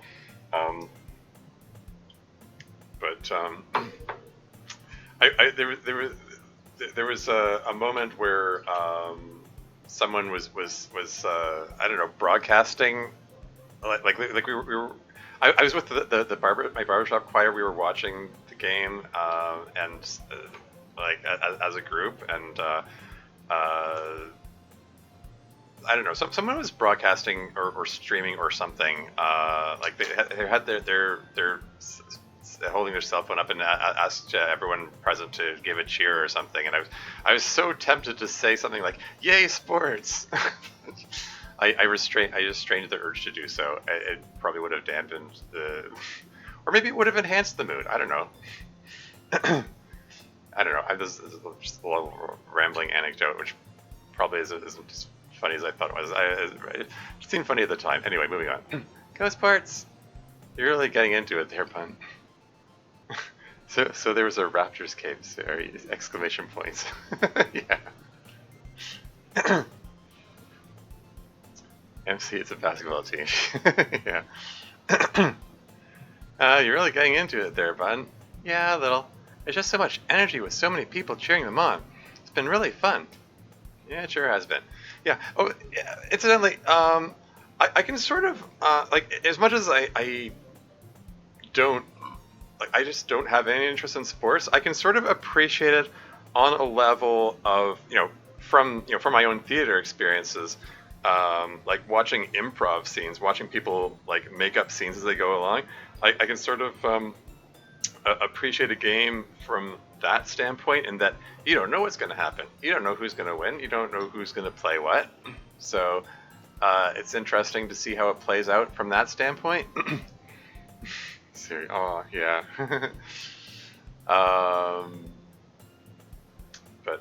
Yeah, I don't know. Anyway, moving on. What do you want to do after this? Walk home together, of course, silly. Yeah, I meant after that. Do you think you could come over for a bit? There's something I want to talk about. That sounded kind of ominous. It's nothing bad, is it? No, nothing bad. Uh-oh. What's this look? Or not really bad, anyway.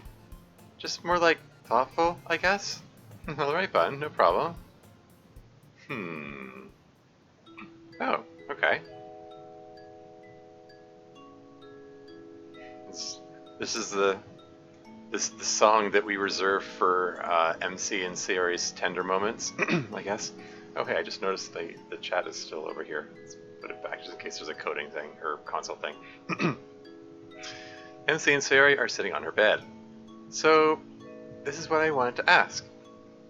Leitmotifs, baby, yeah. Does anything feel different to you now? Now? You know, after ... After all those psalms we read together? Like, you just all that religious enlightenment, you know?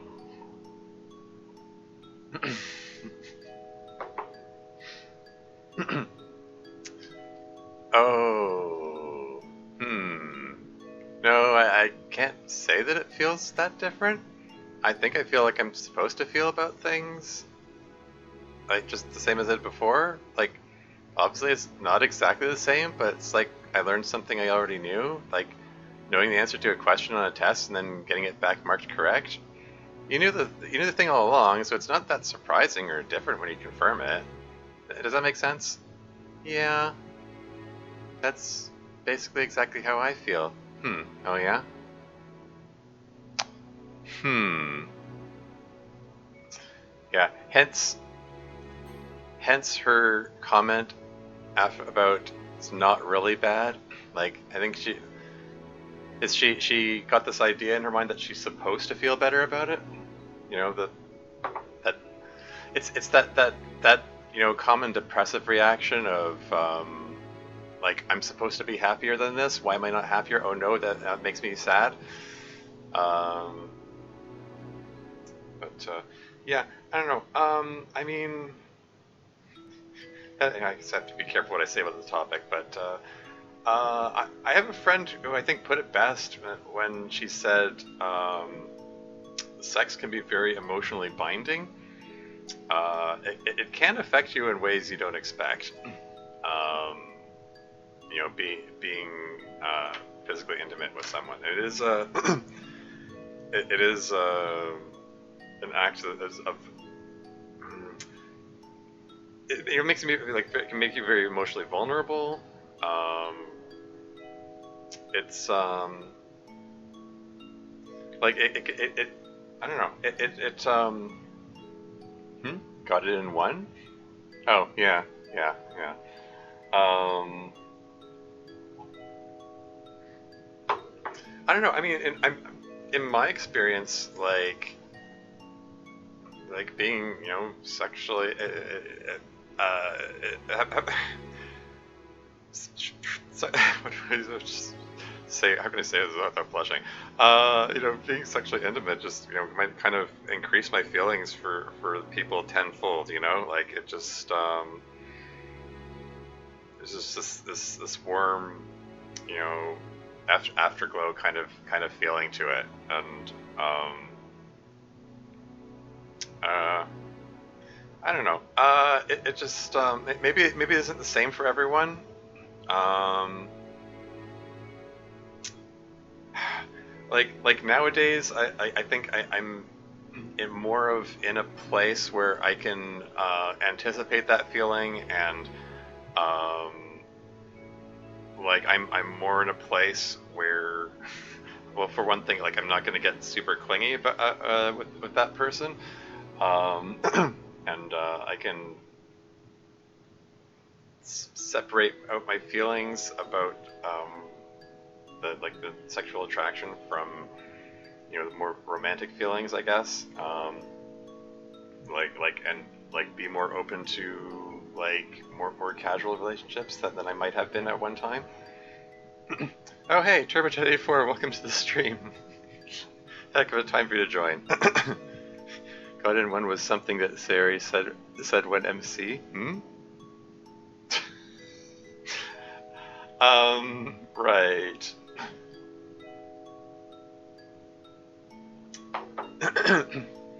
But yeah, I don't know. I guess it varies from person to person. I mean, maybe it's just maybe it's related to my upbringing. I was raised in a bit of a conservative household, and that like there's this perception that relationships are there as a stepping stone on the way to marriage, on the way to having a family and have a house with 2.5 kids or whatever. You know, that's uh, and it's just sort of accepted. That's the way the world is. That's the way relationships and so on are supposed to work. And like I couldn't perceive or couldn't conceive of like sex outside of a loving romantic relationship, I guess. And maybe that sort of contributes to that sort of feeling. Whereas some people are probably more open to um, casual hookups or whatever.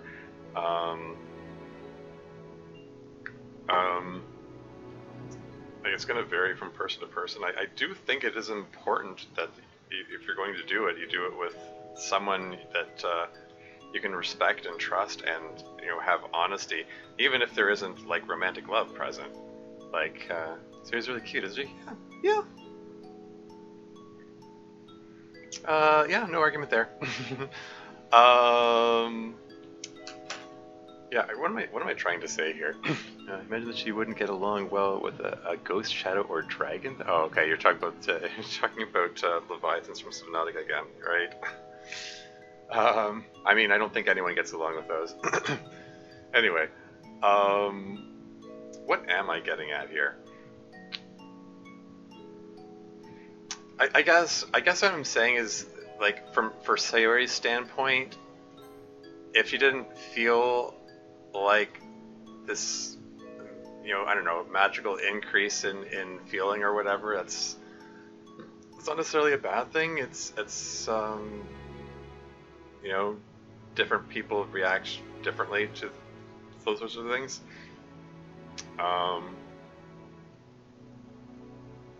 Like I don't think that means that she loves him any less or anything like that.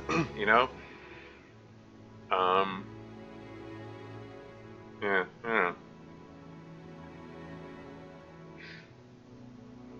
Like,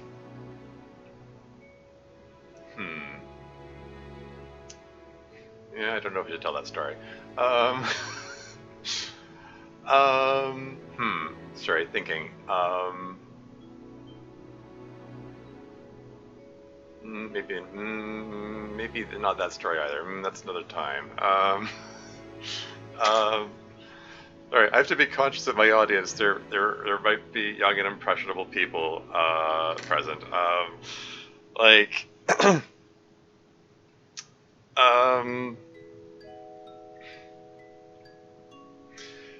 I guess overall, I just if nothing else,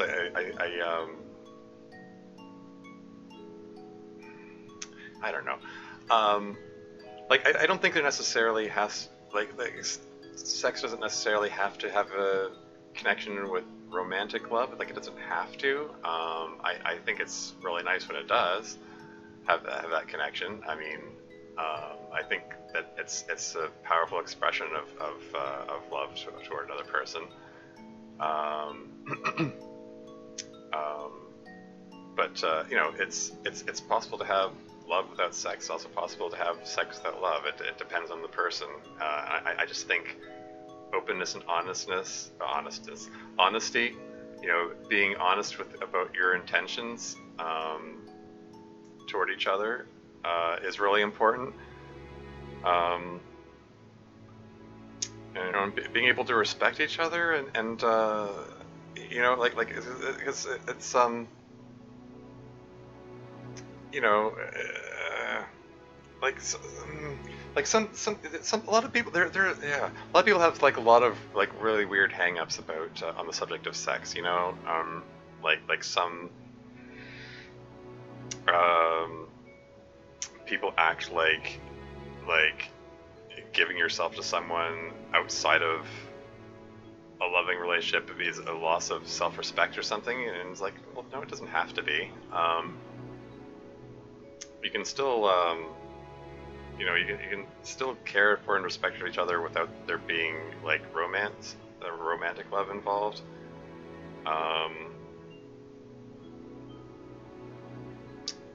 I don't know. It's infinite possibilities and infinite combinations and all that. You know, it takes all kinds of people, I guess. It's exactly how I feel. Wait, isn't that an oxymoron? No? Anyway, I'm just gonna move on. Yeah, that's basically exactly how I feel. You don't look thrilled. Were you hoping things would be different? Well, no, not exactly. I guess I was hoping I'd feel something new and different. Was it like you needed to feel something different? Maybe. I was definitely hoping for it. I guess I was hoping I'd feel more secure about us. More like it's real. And I can trust it. Aww. Yeah, I mean, it's poor Sierra. Like, even after everything, she's still feeling insecure about the relationship. It's, which, I mean, you know, as I mentioned before, like in the last episode, like Sari's kind of been trying to encourage like physical intimacy between herself and MC, like basically all season. So it's like, I guess she's had this idea that she that this was a way of, like, I don't know, securing MC for herself more or something like that. And we still haven't ruled out that she the possibility that she deliberately locked herself in MC in that storage closet, you know. It is part of it, yeah. Anyway, moving on. She's also just regular down bad. I can trust it. I trust it. I know you do. I just still feel an empty place inside somewhere having to do with us. I was hoping maybe it would go away. I don't know if it will go away, but I'm sure it'll get smaller and smaller with time, and with each passing thing we do together. And I'm looking forward to that. Me too. Sorry if I seemed like I was regretting things. I'm not, at all. Like, really not at all. Yeah, me neither. Me either. I still say it should. I haven't commented before this episode, but I think it is common to have neither with an N. Oh well. Normal teenage levels of down bad. Yeah. Sari, I love you so much. You're the most wonderful, beautiful person in the world. I love you too, best boyfriend ever. And back to Yuri's place. Yuri? Yuri? Has anyone seen Yuri? Yeah, she went out for a walk a while ago, she said. She went out? This must be her parents? Didn't she say she had an uncle staying with her? Went out for a walk? Yuri did this? I was as surprised you are.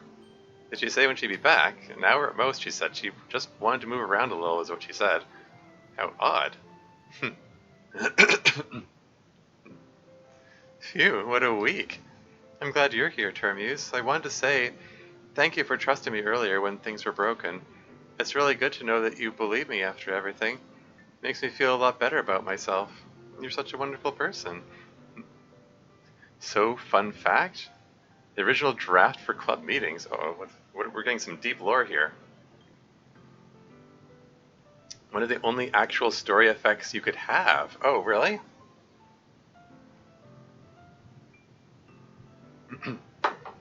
Was whether you trusted Monica about what needed to be done with Miss Ida. Interesting. I kind of figured it wouldn't have a big impact, but I just figured I'd play along with the story. the story implications that you're supposed to trust Monica. If you trusted her, Miss Ida ended up surviving, but if you hesitated or tried to stop Miss Ida from doing what Monica suggested, then Miss Ida ends up permadead? Ouch, wow. But I decided writing 2 alternate story tracks for 2 seasons was too much of a pain. Yeah.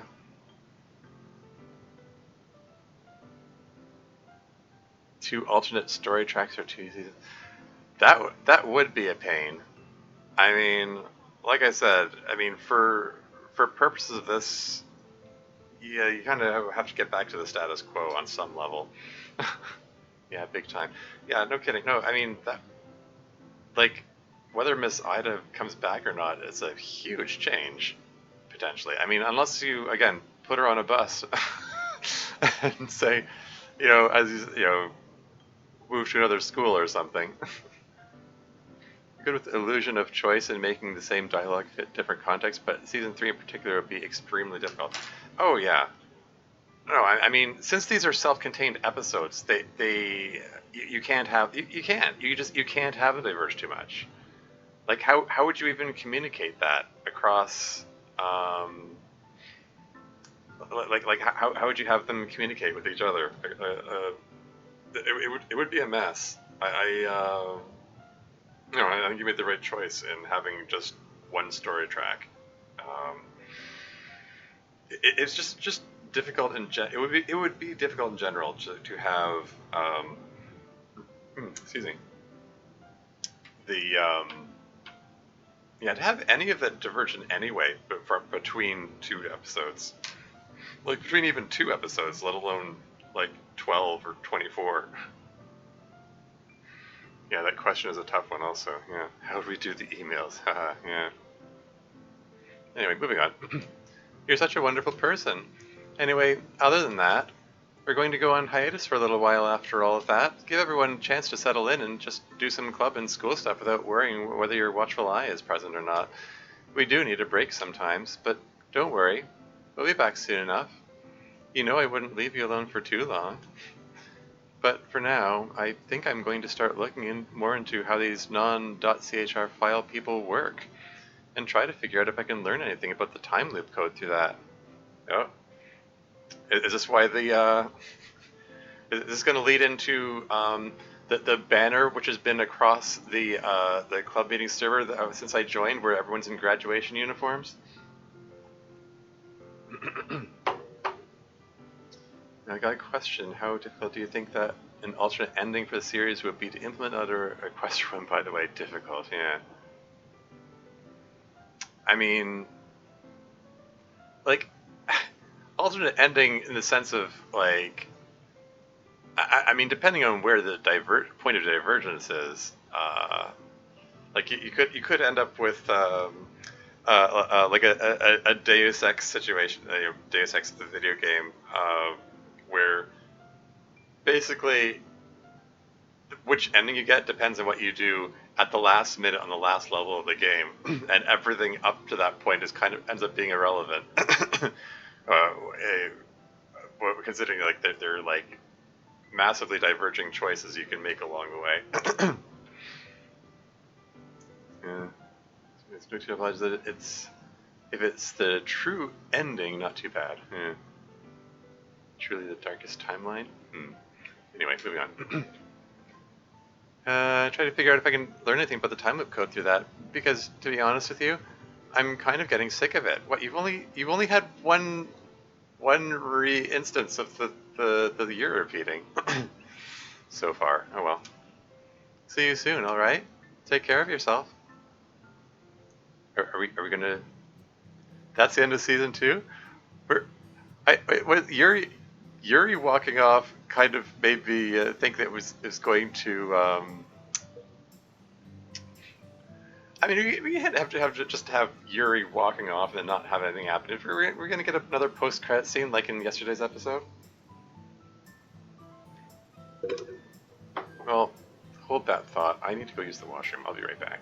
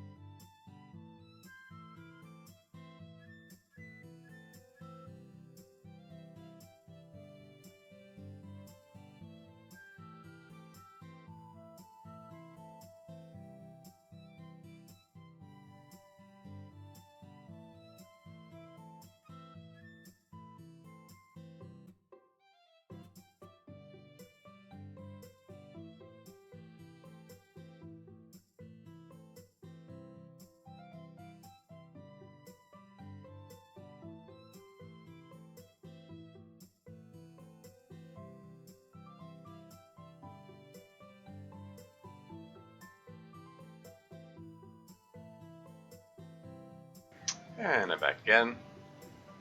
Hey, ProCube, welcome to the stream. You're still streaming? Guess I can get to see the tail end of the stream, even if it's not much story-wise. Yes, I'm behind one episode. Okay. Two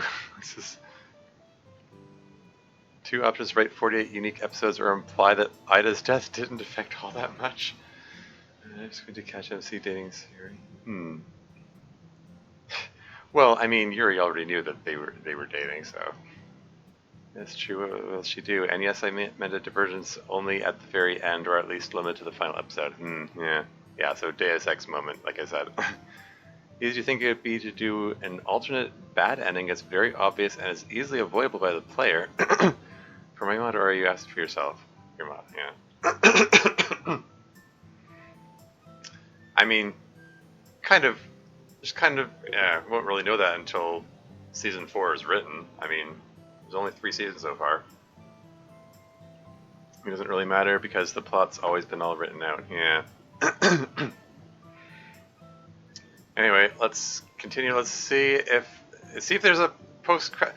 It sort of feels like there's a post-credit scene coming, particularly because of the jaunty music playing during the credits here.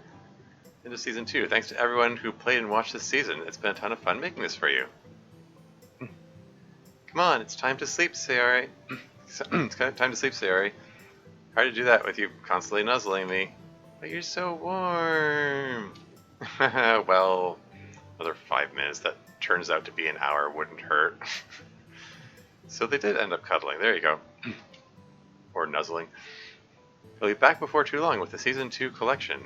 It'll have all the Season 2 episodes, with some with new CGs, plus the collected poems and mods, including Sayori's mod once she actually finishes it, plus extra scenes and more of your emails just like last time. I wonder if Monica expected all this. The more I think about it, who doesn't she know or expect? Best not to fret about that, maybe, or any of that existential stuff, not right now. What is clear is that she's been working really hard for a long time to make everything right. Is this hinting that Ida just learned something that the others don't know about? Anyway. And she's done a very good job. Credit is due to many people whom you can see in the Cresta file, but credit is especially due this time around to the following.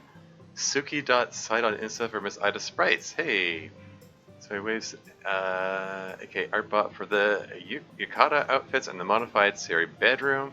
This is like the full season credits then. Prestrana, aka Static Quit for Fuyuki Sprites and the episode 24 CG. Neat. And Bandloop for the slow vaporwave version of Sayonara. Huh. Thanks also to the Camping Judge Twitter for the use of the MBS musical assets, and all the others who have contributed community assets that this mod ended up using. Last time I credit Carl, I think, yeah. Noski, what did she do? Is she out in the woods? What's going on here?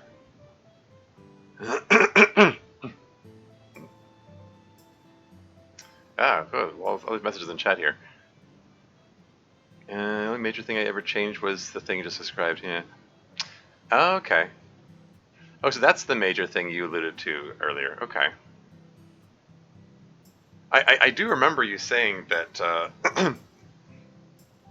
like something like you were glad you didn't release episodes too early because there's some major changes you made. But anyway. Correction, how easy would you plan to do? Not too hard at all. That's right. Once she finishes it, it's her fault. Yeah.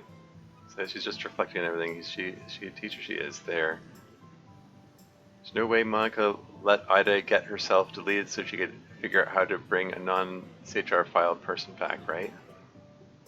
And Lucasera's here. Welcome to the stream. I think we're approaching the end, but this could still be like an auspicious moment here because I have a feeling we might be seeing some Natsuki Yuri interaction here.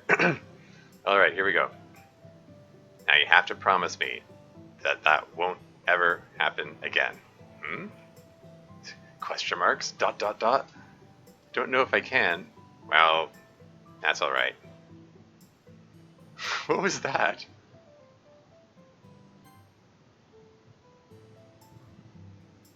What was that?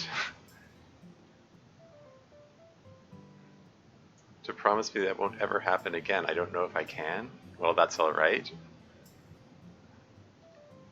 Okay. Don't forget, Monica still needs your emails at lit.club.preza.monica@gmail.com. There may even be a big special inter-season episode of Club Meetings dedicated to just emails, so keep them coming and stay tuned. Season 3 will start later this year. Thank you all again for watching and playing. See you next time.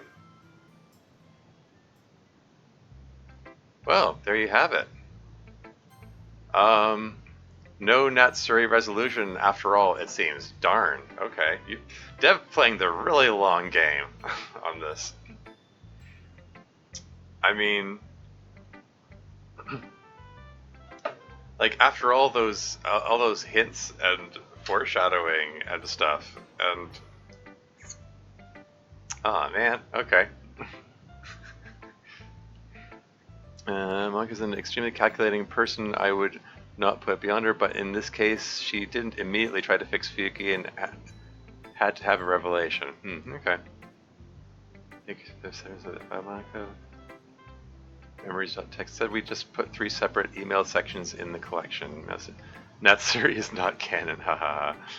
Yuri showed Natsuki her shares one admin voice. Well, yeah, okay. Well, I mean, I guess, yeah, I guess that's it for the season 2 episodes.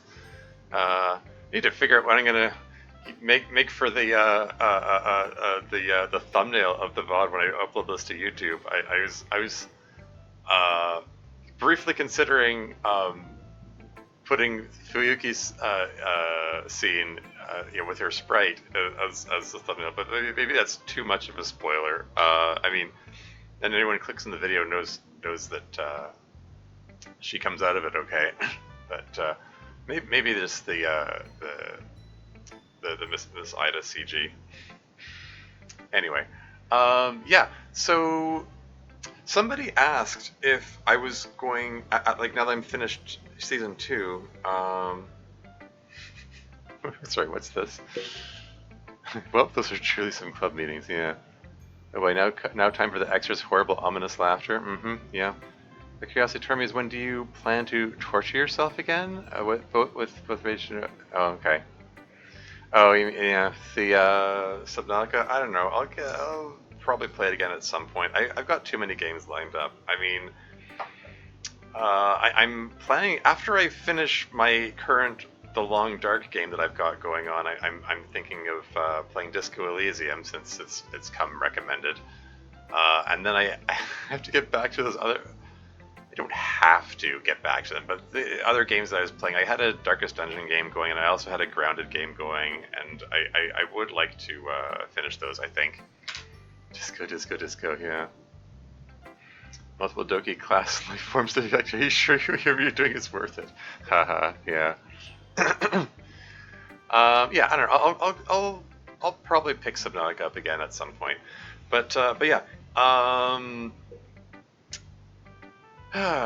Season 2 poems, Season 2 mods, extra YouTube scenes, party emails, visit characters. Okay, yeah, it's just a lot of the same things from that were there in the Season 1 collection as well. Yeah, but yeah, I was someone was asking if once I'm done with Season 2, if I would launch right into Season 3 and play the individual episodes like individually, or if I'm going to wait until the whole Season 3 collection is released and do it then. I sort of founding Tale of Disco. That was coming Disco for haha, yeah. Remember to start from the very beginning? Yeah, very good place to start. Should bookmark this episode, at least a clip of the very end starting just before I join. Sure, if you like. So being slow progress on the collection? Okay. Yeah, I mean, that's how it goes. I mean, these things tend to be slow going, or at least in my experience. I mean, Storm took me 2.5 years. Turquoise is seemingly taking a similar amount of time. Not that I've been working on it constantly, but yeah, making slow progress on that. But anyway, yeah. In a lot of ways, I think it probably. I mean, okay, my only hesitation about just launching right into Season 3 is that someone was saying that more CGs are going to be added in the compilation version, which, oh darn, maybe that maybe it would be good to hold out for that. On the other hand, if I play the individual episodes first before the compilation is released, maybe it gives me a chance to find typos and such that I can point out to devs so that they can fix them in the compilation version. So that'll work out positively for yes, please do find typos. Yeah, there you go. See. Yeah, probably not out for a month and a half at least. Huh. Okay. I mean, I already played all the episodes option. Sorry. Okay, yeah. Playing episodes in advance will let me fix 96 IC for once. So, yeah. Yeah. Yeah. I'm leaning towards playing the individual episodes of Season 3.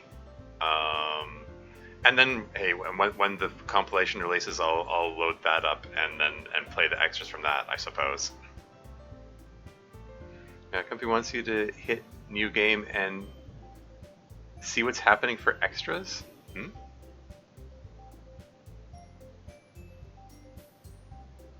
Wait, sorry, what, like right now? Yeah, yes, spoilers are fine. Why, something special happen? Oh, get the intro that says spoilers are fine? Yep, okay, alright. I guess we're not done yet. Thanks again, babe. This has been so fun. Yeah, well, sorry to burn you with my lame high school friends. I know you'd probably rather be celebrating with cooler people. Oh, your friends are plenty fun. They all seem very nice, just as fun to hang out with as anyone back at college. I'm just glad to be home. And and also, speaking of friends, shh, let's not talk about that right here. I never know who might be listening. Yeah, this is Monica's place, isn't it? Ow. Sorry, I just did some, trying to do that pose. I just did something to funny to my shoulder. I'm suddenly sore. Whoops. Um, yes, this very intro. It is Monica's place. I'd like to see you try out either Socks for One Subnautica or Return of the Ancients. Yeah, maybe someday. Return of the Ancients looks interesting. I saw someone else playing it. Sorry for the time. Yeah. I never know who might be listening. Gosh, baby, sure can be paranoid sometimes. I mean, everyone here cares about you. It's a pretty safe place to talk about sensitive subjects, yeah? Yeah, I guess I am just a little paranoid. Excuse me a second. Gotta hit the restroom. Sure? Ah, finally. Sorry, I didn't notice you had shown up until halfway through that conversation. Oh, so Natsuki's president now, is she? I mean, she didn't get a turn this season, so I mean, that was part of what fed into like the other day. I was speculating about how the end of the season might play out with respect to like Fuyuki's situation, and if maybe Natsuki is gonna become president and have her own freak out moment the same way that Sayori did in the season finale of season 1. Um, hmm. Anyway, let's see where this goes. I'm the club president today, in case you hadn't noticed. We're having Fuyuki's birthday party today. On her actual birthday, which is awesome. It's kind of lame because Fuyuki doesn't really know anyone here, but so far it seems like she's having fun anyway. The Literature Club has some pretty sociable people in it, with one exception. One exception? Was it referring to Yuri, or... Anyway, Monica put this collection together for you with all the stuff from the past semester. It's got the collected poems, all the mods, including the crazy one that Sayori finally finished, and a bunch of other stuff. Later, I think we're going to answer a big batch of emails that we didn't have time for, too. It's club meeting season 2 plus, haha. But anyway, yeah. Guess I should get back to the party. See, season 2 plus? Did this come out around the time that DDLC Plus came out? I'm just thinking, DDLC Plus came out like mid 2021.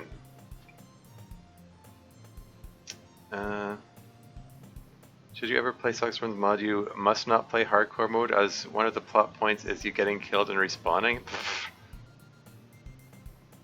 Yeah, sounds kind of lame. What if I want to play hardcore mode? Anyway, plus it just released when this released, yeah. Anyway. Sorry, what was I gonna say? Okay. Guess I should get back to the party. Don't want Fuki worrying about me.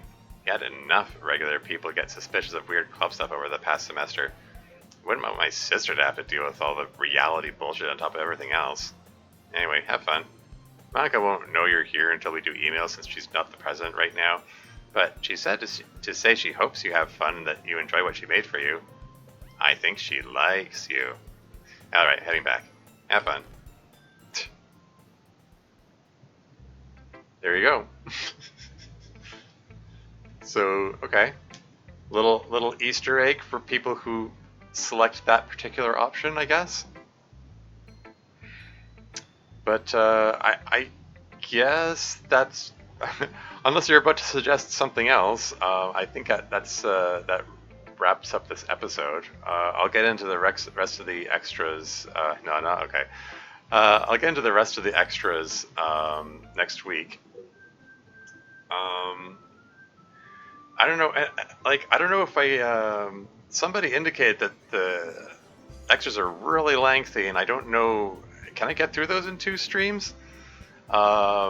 Someone said that it might be more than 2 streams worth, in which case, I don't know, it might break my rhythm. Do not know? Depends on how fast you play Sayori's mod? Okay. Well, I mean, apparently it's really elaborate.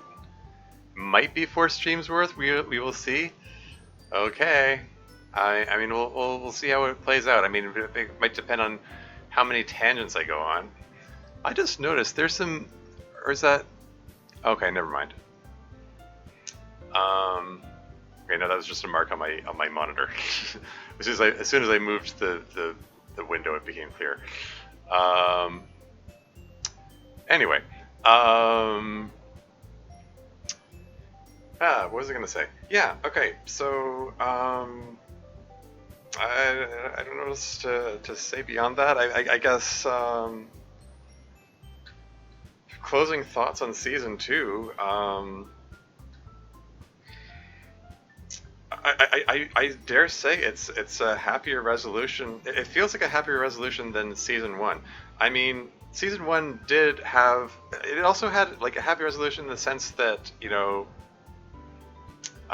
Sari and MC get together and they reconcile some of the difficult feelings they're having and stuff. But with a side of like uneasiness about the whole lobotomy thing, like the whole moment of like, holy crap, like Sari's gone off the deep end. What the heck is she doing? And it didn't feel like that was resolved. It didn't, like, everyone, and it's like, the reason I keep harping on it so much is because everyone's acting like it was completely resolved, and I'm like, no, it wasn't. It doesn't feel resolved to me. There's no indication that they ever talked about it. Like, the immediate reaction was everyone's freaking out, and MC goes, whoa, back off, guys. She needs some space now. She just had a really difficult thing she dealt with, and she needs some time to recover. And then they just don't talk about it. And then Sayori, when they bring up therapy, Sayori's like, I don't want to talk about that. Like, even after the clear indication, what should have been a wake-up call that, no, you really need therapy. You know what I mean? Like, that whole conflict just left me with a feeling of unease at the end of season 1, because like everything felt unresolved. Like it was like the immediate crisis was resolved, but all of the underlying symptoms were all still there. You know what I mean? So and that the entire season 2 just left me feeling having that uneasy feeling, which got heightened again when Sari blew up at Monica, and then heightened again when Sari's made president again. Like, what the heck are you guys thinking, guys? Like, what the heck? But comparatively, season 2, it's like, hey, Fuyuki's alive. Awesome. Now she has a sprite. Maybe she'll be a regular character, or at least make some bit part appearances now and then. Just a few cameos here and there. And Misaida, I mean, I think she's pretty solidified as a regular character throughout the season. Even got her own sprite and everything. But now she's like part of the actual crew and knowing about everything going on in their world and so on.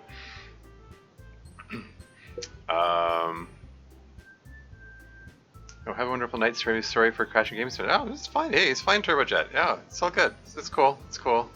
Have a good one. Nutsuki Quest itself is probably 2 streams. So I hear. Or like a marathon singular one. Yeah, I mean, this stream has been 4 hours. I'm not a stranger to that kind of marathon stream, so I don't know. I'll consider it. I mean, see how I feel, I guess. I mean, see how many tangents I go on. Say, what are you doing with that knife? I have gained dominion over life and death. Yay. Yeah.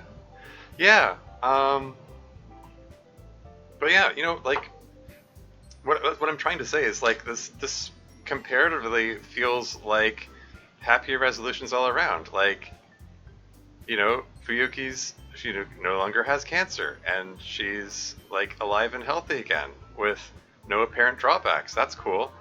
And Misaida was integrated into the club and learned everything and is alive and stuff with like no apparent drawbacks. I mean, maybe she's gonna have some existential like uh, thoughts going on about that.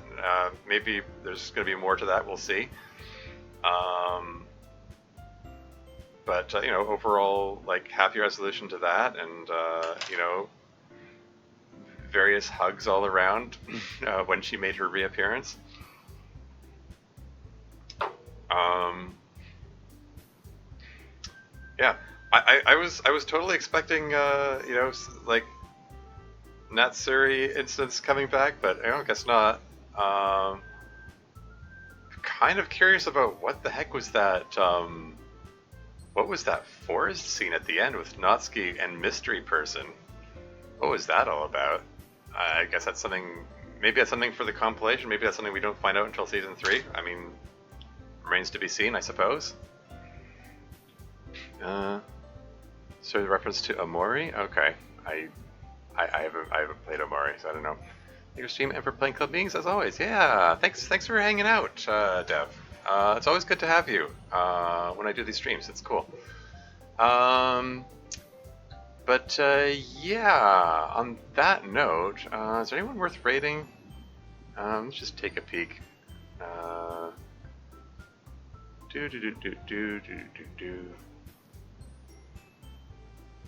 Let's see who else is playing Doki Doki Literature Club.